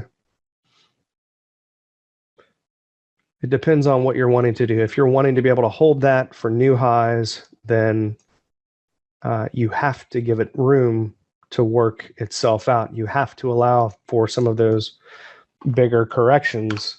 And then when you end up giving back half of the money that you had on the trade, you feel like an idiot, but that's, you know, that's just the way it goes sometimes. You have to be willing to give back a good chunk of that trade to be able to get the full potential of the trade. And that's how trading these higher time frames can be problematic for a lot of people, especially for people that are fairly new to this and don't have a lot of experience with trying to hold a trade. I'm sure you guys have seen me give back quite a number of ticks on several occasions. But then I end up, you know, getting that big winner like I did in gold and 6E that, you know, give 3,500 on just a couple of contracts. And then that is, those are the trades that really grow the account. Of course, if you can take consistent 50, 60, 70 tick trades more often, then that's really just as good. And this would be one of those trades. So you would be trading it like you're getting into the big overall move and then just trading up to the main first area of potential supply and simply being happy with the fact that you got out at your maximum favorable excursion on the trade and you had, you know, little to none adverse excursion. I mean, if I would have waited and gotten in there like I should have, like I know I should have, I think I was just trying not to miss it, basically. And then I would have had only, looks like 2 or 3 ticks of adverse excursion against the trade. And then I would have gotten out pretty much right near the end of that up move. I'm sorry, the end of the up move for the trade, meaning that I got out up near the maximum favorable excursion. So the trade can keep going up, that's fine. But as long as you're consistently getting out with or near the maximum amount of ticks that you had on the trade, then your stats are going to be getting better and better and better. If you're consistently getting out after having given several ticks back, then that's going to drag your metrics down with it. You're saying the toolbar just disappears for no reason? You typically have to double click on it to make it disappear. Occasionally, if you're like clicking on a window, maybe another window, like a window from some other program as you're changing workspaces or something like that, So as Ninja is switching between windows and you click on another window or something like that, the toolbar might get hidden. But if it does get hidden, see if I'm going to drag this over here. You can double click on it to hide it. And then to get it back, you just hover over Ninja. See, I've got 3 of them open. You just hover over Ninja to see the active windows in the current workspace. And then this is the one that I want to bring back. So I just click on that one and now it's back. Yeah, so I don't know if that was clear enough, Ed. Probably not. But if I were long from here, my stop would initially be behind this upsloping median line until we got far enough away, which is typically breaking above the midline. Once we start breaking above that midline, I would then have the next, tightest trend line that I could have, which is from low to low, and I could be updating my stop behind that trend line. So at first, my stop would be, I'd say I got into it there. My stop would be just maybe slightly below that area. And then as it started moving up, I would just tighten it up, say 10 ticks or 8 ticks or whatever behind that area. And then behind that area. And then once we get up far enough away from it, get through the midline or get through some area, at least some area, preferably breaking out of a trend channel, which we do in here as well. It's about the same time. Once we start doing that, then I can find the next closest area and start tightening it up behind that. And then once we push on up, break above that prior high, I could potentially use this prior swing low if I want to lock in as many ticks as possible.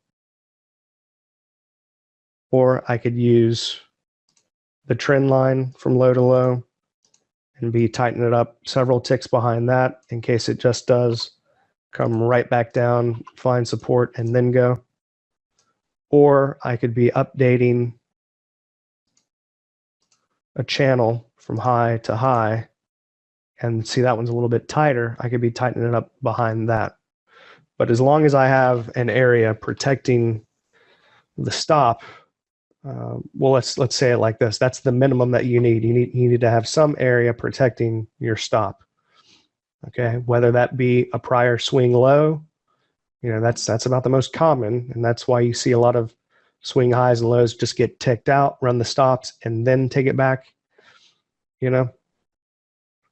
Because that tends to be how most people will trail their stops behind major swing highs and lows.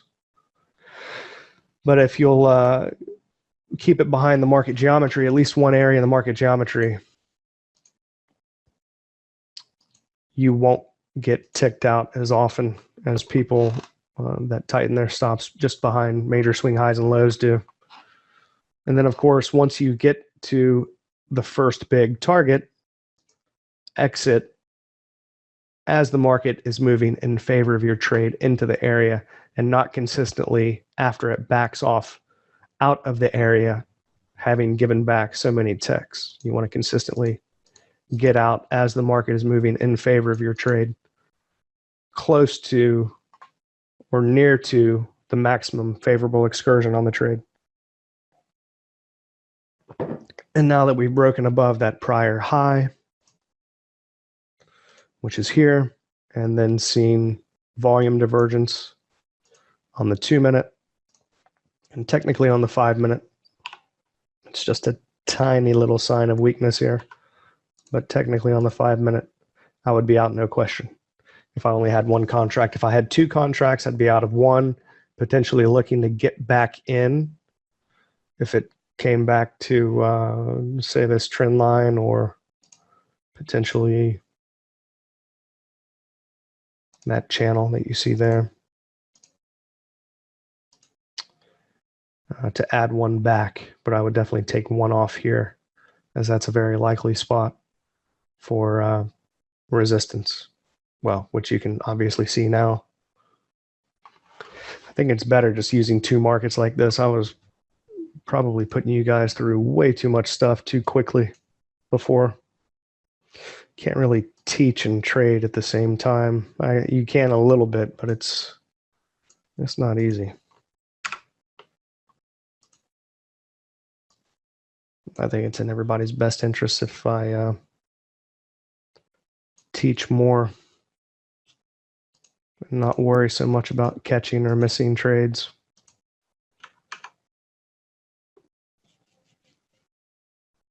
I think you guys will learn faster. All right, I'm sure I've missed some questions here. No, you're not the only one experiencing that. That happens to people. Sometimes you'll see that you'll see it disappear every now and then, but you see how to get it back, right? You just hover over Ninja and then find the toolbar. Click on it. See, I have 3 different toolbars. I mean, it's all from the same indicator, but you can right click on it and then go to panel tools and you can clone the panel, clone it, and it'll make another one. The only issue that I see with this is when you click on the little red button in the top left, it's not doing that for the other ones, but it should. So I think that's just a bug. I'll make him add that in for this update. But then when you start drawing with any of the other tools and then it stays in draw mode, you see? But you can't figure out why. It's because one of those, you have the button depressed here in the top left. That's the stay in draw mode button. When you click on that, it's just like you do with Ninja, stay in draw mode. So that's the only real issue that you'll see. Otherwise, everything is exactly the same. It's an exact replica. It's an exact clone of your toolbar skin or layout or whatever you want to call it. Yeah, you can only have one toolbar, but you can have as many skins as you want, but only one layout. So if I change it, if I change one, it changes all of them. We'll probably make it to where you can add more toolbars for Ninja 8, but in Ninja 7, it's whoa. You guys still can you still hear me? Everybody still hear me? For Ninja 7, it's just too much of a. I mean, this thing is like it's the equivalent of over a 700-page novel. The code, it's like 115 files, and it's bigger than Bloodhound and Blackbird put together. Yeah, it is, but the programmer, the way that he codes is, it's just really brilliant. Everything is in separate files. So if there's ever a bug with anything, it's only one file that the bug could be in. So it's really easy to manage. Yeah, exactly. Something big like this has to be built that way, otherwise, right, it would be a bug nightmare. But the core is one thing, and getting that working properly was the biggest thing to tackle. So dealing with the bugs with that was way more problematical than trying to deal with bugs with any of the individual functions. But yeah, the core is pretty intense, but there aren't any more bugs with that we know of anyway. We haven't seen any. I tend to break stuff like this pretty quickly. So there may be a couple of weird little bugs here and there with individual buttons, but overall the core is pretty solid. Yeah, we should gear. We had done that the past couple of days, but let's kind of forgot to do that this morning because I was so interested in getting into this crude long and not missing the long in NASDAQ. both of which didn't turn out so well, but here, let's do that now. All right, let's start with the weekly. And then with this update, you guys will get my analysis every morning as well, so you'll have it on your charts already. All you have to do is import it. This is what I've been thinking. Crude oil weekly. That we finished a corrective wave low here, which I think is pretty obvious. We'll see if that's correct by the end of this week, I would imagine. So it's looking like corrective wave low here, and that we're likely to be moving up into a new high, which could take, several weeks. Looks like it took over 2 months to make it up into that initial high, and then it went sideways for 7 months. So really, who knows how this pattern is going to unfold. I would think that if what I have laid out is correct, that this is a triple 3, which is a very rare pattern and something you tend to not, want to try to count as the main count. It's typically your alternate count, but the way that this is unfolded here from the high, this little section of market right here, the way that this is unfolded to the downside is much more corrective looking than impulsive. I mean, everything is overlapping. And this last little section is a perfect ABC with 5 waves each to the downside. So I have to assume that this is the end of something major. And the only way that makes sense is if this is really not the end of wave 4 like we had been thinking it was. And that will go up and make one more swing high for the end of wave 4. And if we did that anyhow, it would bring us closer to the end of this 4th wave of 1 lesser degree, which is a guideline for 4th waves. 4th waves tend to end near the end of the previous 4th wave of 1 lesser degree. It's not a rule, it's just a guideline. You see these things happen a lot. So that would make sense. Bring us back up into about 57. And this is why I've been looking for a big corrective swing low, as I'm thinking we have the first push up here and then second wave down. So we'll look at that a little more closely. I have this chart in Dan's chart room and hip chat, so I don't need to post it again. You can go and look at it if you want, which is here. I have all of these already laid out in this. So nothing has changed on the weekly charts. Look at the daily briefly. Yep, quite perfect.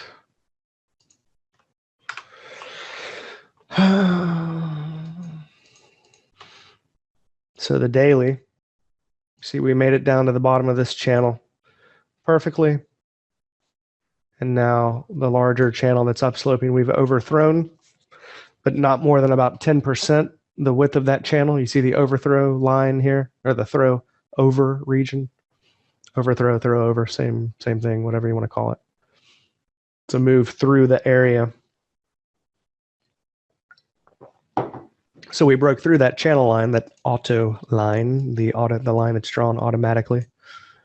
When I draw this from high to high here, that's the line that's found automatically, the swing that is found automatically. So we went through it, came back inside the channel. Now we've pulled back to the top of it. Didn't quite hit 66. What is the low there? 67? Yeah, we did. 65. So yeah, it did hit it. That's crazy. 1 tick through it. Incredible.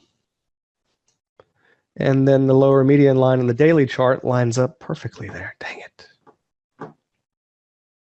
Can't believe I let myself get ticked out of that. That's ridiculous. Should have Should have added one instead of getting stopped out. So anyhow, we have very likely potential initial wave up, 1, and then corrective wave down, 2. And that's what we'll be working moving forward this week as the market unfolds here. I would allow one more slightly lower low, but if we get below 43.20, this is going to be changing.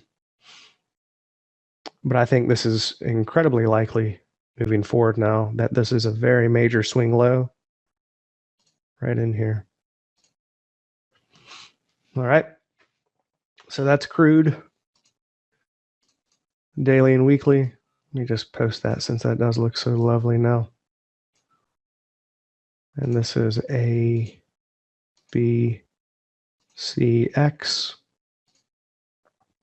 A, B, C, which is a big W, X, Y. A, B, C, W, X, A, B, C. That's the double 3. We'll go over this tomorrow, but there's a little piece of software. I don't think you guys still have access to the folder, but I'm going to add something back into the members area, which gives you access to it's like a little speed test thing. Let me just show that to you real quick. This will help you with the figuring out what these patterns are. Yeah, here we go. This little guy right here, this little Elliottian speed test. Evidently, some people had trouble with it not opening up correctly last time we went over this. But here it is installing. Yes. Yes. Existing folders.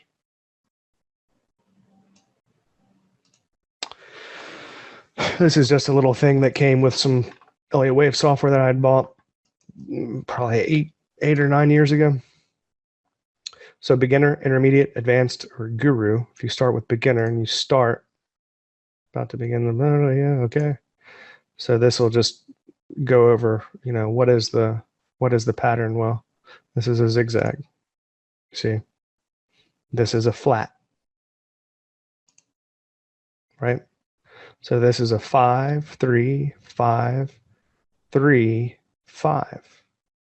What does that look like? Well, that's an impulse. See? So what is this? This is 3, 3, 3. Right? Well, that's a double 3. So this is what? 3 down, 3 up, 3 down, 3 up, 3 down. What is that? It's a contracting triangle. Okay, so this will help you identify those waves. This is another double 3. And then you want to get good at this to where you're not making any mistakes until you get all the way through to the end, all the way to guru. So this is an expanded flat. You see, this is what? 3 up, 3 down, 3 up, 3 down, 3 up. But this wave is back inside of the high of this wave. That is an ending diagonal. So you'll get good at this, and then when you get good at this, you'll get much better at spotting these things in real time. All right, let's do this. Go back through here. So this is a daily chart in crude. It's a cool little speed test thing. Yeah, it really is. It'll help you a lot, even if you don't like Elliott Wave. Just working with that little tool will help you improve your eyesight and eye-hand coordination for pattern recognition, which is really what trading is all about, pattern recognition, which is why a human brain will always be better than any long-term automated system. Long-term meaning anything faster than sub-second. anything faster than all of that super fast bid ask stuff that they do. All right, so that's crude daily, and then we were marking everything up for the long setup here. And this is really what made me second guess the area, but the area was so perfect here on the tick chart. So I just had this marked out, start of the correction when I was going over stop placement and all of that as far as what to expect on this trade. And you would expect to move into the top of the channel. So this is a big impulse up and then a nice corrective pattern to the downside, which traced out exactly, I think the low is at 65. It traced out 100% the size of wave A in price. And then came back to the top of this kiss goodbye line from this channel, which is the low before the high, to the ultimate low. And that gave us the last big downsloping area. And then we break out of that and pull back to it, turn back up, and then pull back to it, turn back up a little bit, and turn back to it again. So we've hit it once, twice, really once, twice, 3, 4 times. And you could just say, found a little bit of support here, didn't quite hit it, and then found major support here where the lower median line is intersecting it, which is right here. Major low to major low. But anyway, that's the perfect upsloping lower median line there. I mean, you couldn't really ask for a better area to find that initial higher low. You'll hear me say that over and over and over again. Pin ultimate high to the ultimate high to find the next lower high. If that upper median line is downsloping, we'll tend to get a lower high. Pin ultimate low to the ultimate low to find the next higher low. If that lower median line is upsloping, we tend to get a higher low. I don't know how many times I've said that in the past year. Maybe 100,000. That's not the way the market's going to unfold every single time, but that does provide us with at least one major area for the next lower high or higher low is that median line. So I put the screenshot of this one in the hip chat room here, Dan's charts. So that's what we've been looking for, is the end of this correction. And we've gotten that. We've broken the prior swing high here. And you see that is bringing us into another correction. So I'll be looking for the end of another correction back down, maybe one that'll set up on the 5-minute. Excuse me, but in this case, this might be one of those rare times where I will look for a smaller correction to get into what I think could be a massive move to the upside, just because I don't want to miss it here.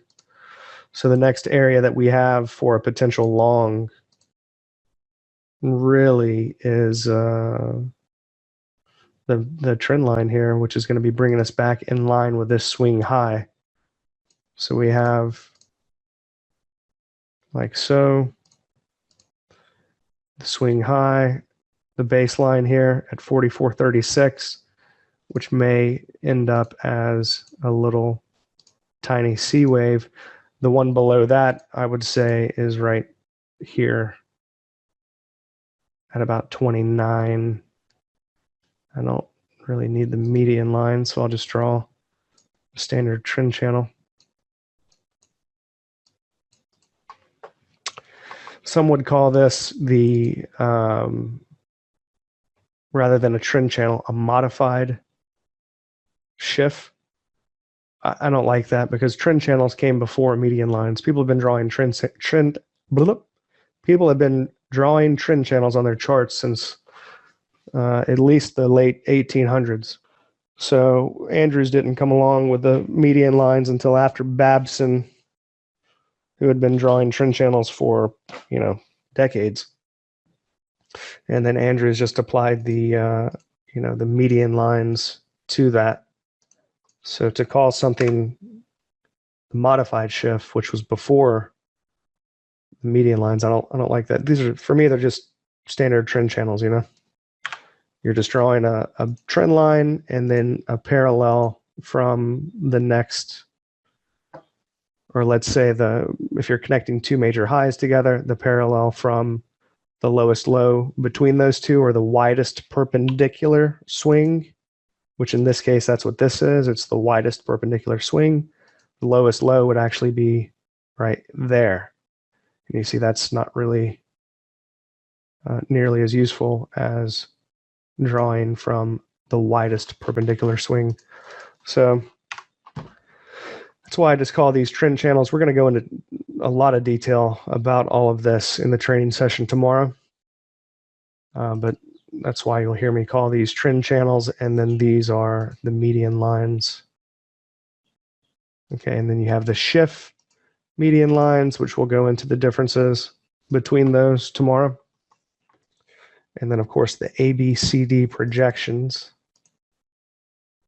which is just drawing in essentially the Babson line, the line connecting the initial click of the baseline to where the auto line begins, and then projecting that from the second click of the baseline, and then drawing the fibs on there as well.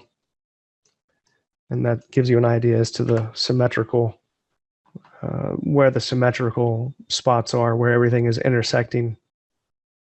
Just like right here, this is where the warning line is intersecting the baseline. And that would be like drawing this line, the BC line, right there. So we'll go into all those details tomorrow. I don't want to drown you with too much at the moment, but this is the area I'll be looking at for the next potential little corrective swing low. Hopefully we'll get some, really nice little churn bar or something there on the 2-minute. Let's see the area we made it down to. It's the same one on the tick chart as it was here. It just barely missed it by a couple of ticks on the hourly, which of course is essentially a hit. And that's using the higher low here. If I use the ultimate low, then we hit it and went through it. It's so nice. So nice. All right, let's move on to NASDAQ, and then we'll call it a morning. I got to get some more water, otherwise I won't be able to make it through. I'll be right back. All right, so let's quickly go over the NASDAQ. This is the daily.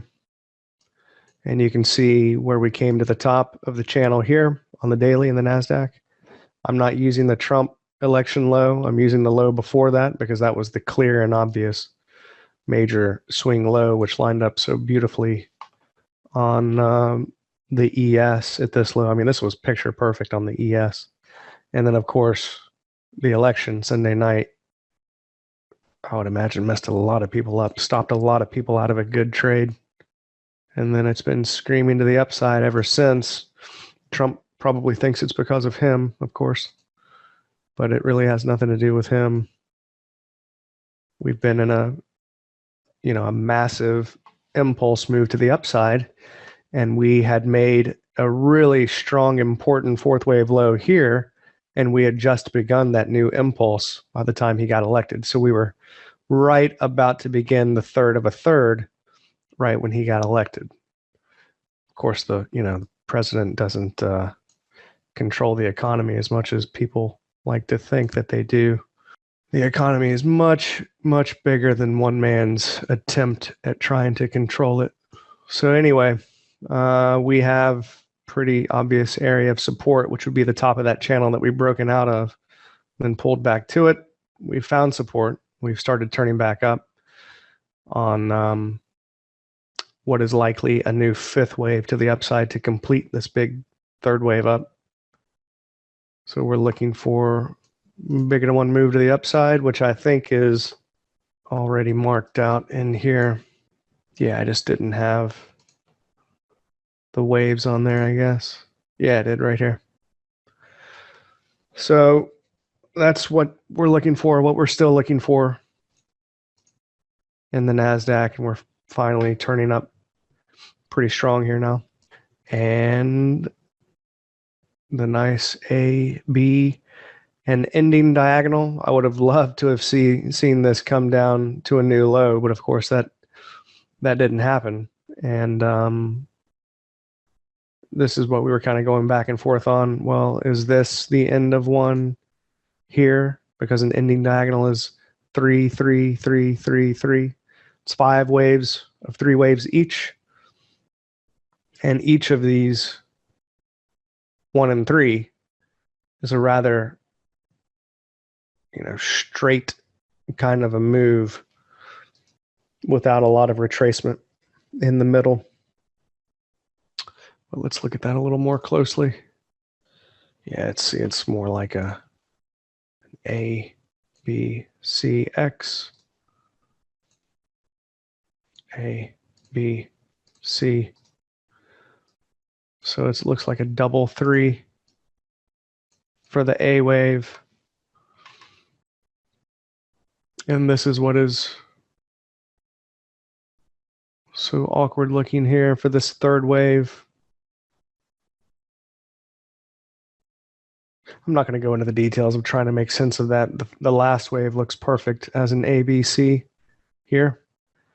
But regardless of, the internal look of these waves, it's a very clear big wave down, big wave up, big wave down, big wave up, big wave down. So that makes 5 waves, right? And that's really all that we needed at the end of that, which came back into the perfect spot. This is something you need to sear in your mind as far as, what would the perfect look to one of these setups be? And that would be your big, perfect upsloping area in favor of the trade. And it just happens to be an exact symmetrical move here where you have the median line intersecting the auto line. And then the downsloping area intersecting both of those lines right as the market. You have a couple of bars that are touching all 3 of those lines at the same time. So of course, if I had, 500 million or something, I would have been buying this starting here, buying it more in here, and then buying it more as it did a retracement low with a scale out, kind of a stop outside of this area down in here, outside of this throwover area. But of course, I don't have 500 million. So, and then I'd be looking to start taking some profits once we get back above some of these swing highs, and then holding the rest for new highs up above 6,000. And that's what I would be doing if I had billions and billions and billions of dollars. Because that is about as beautiful as it gets, really. So that needs to be burned into your mind right there.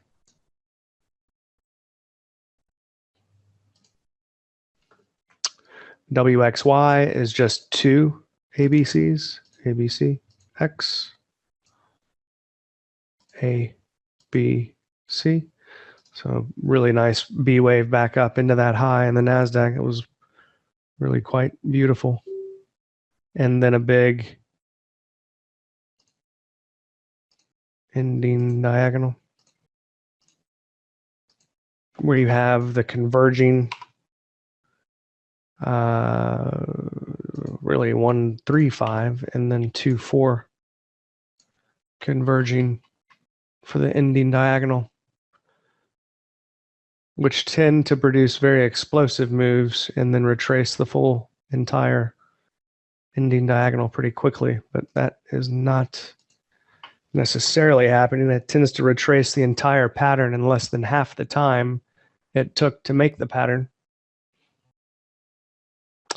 Anyway, now we're breaking out of this channel and looking for, remember yesterday or Friday, we were saying we just want to see it take out the high, and then we want to buy the next major retracement low. Well, that major retracement low happened this morning. We just didn't really have an upsloping area in favor of the trade, which is what I require as far as the method, teaching the method is concerned.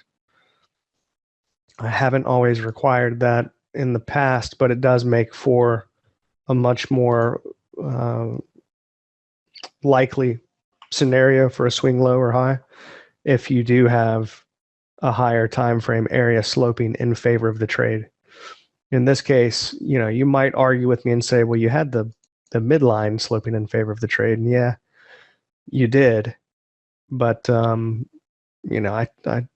don't necessarily put as much weight on the midline of a channel as much as I do on the center median line of the median line set.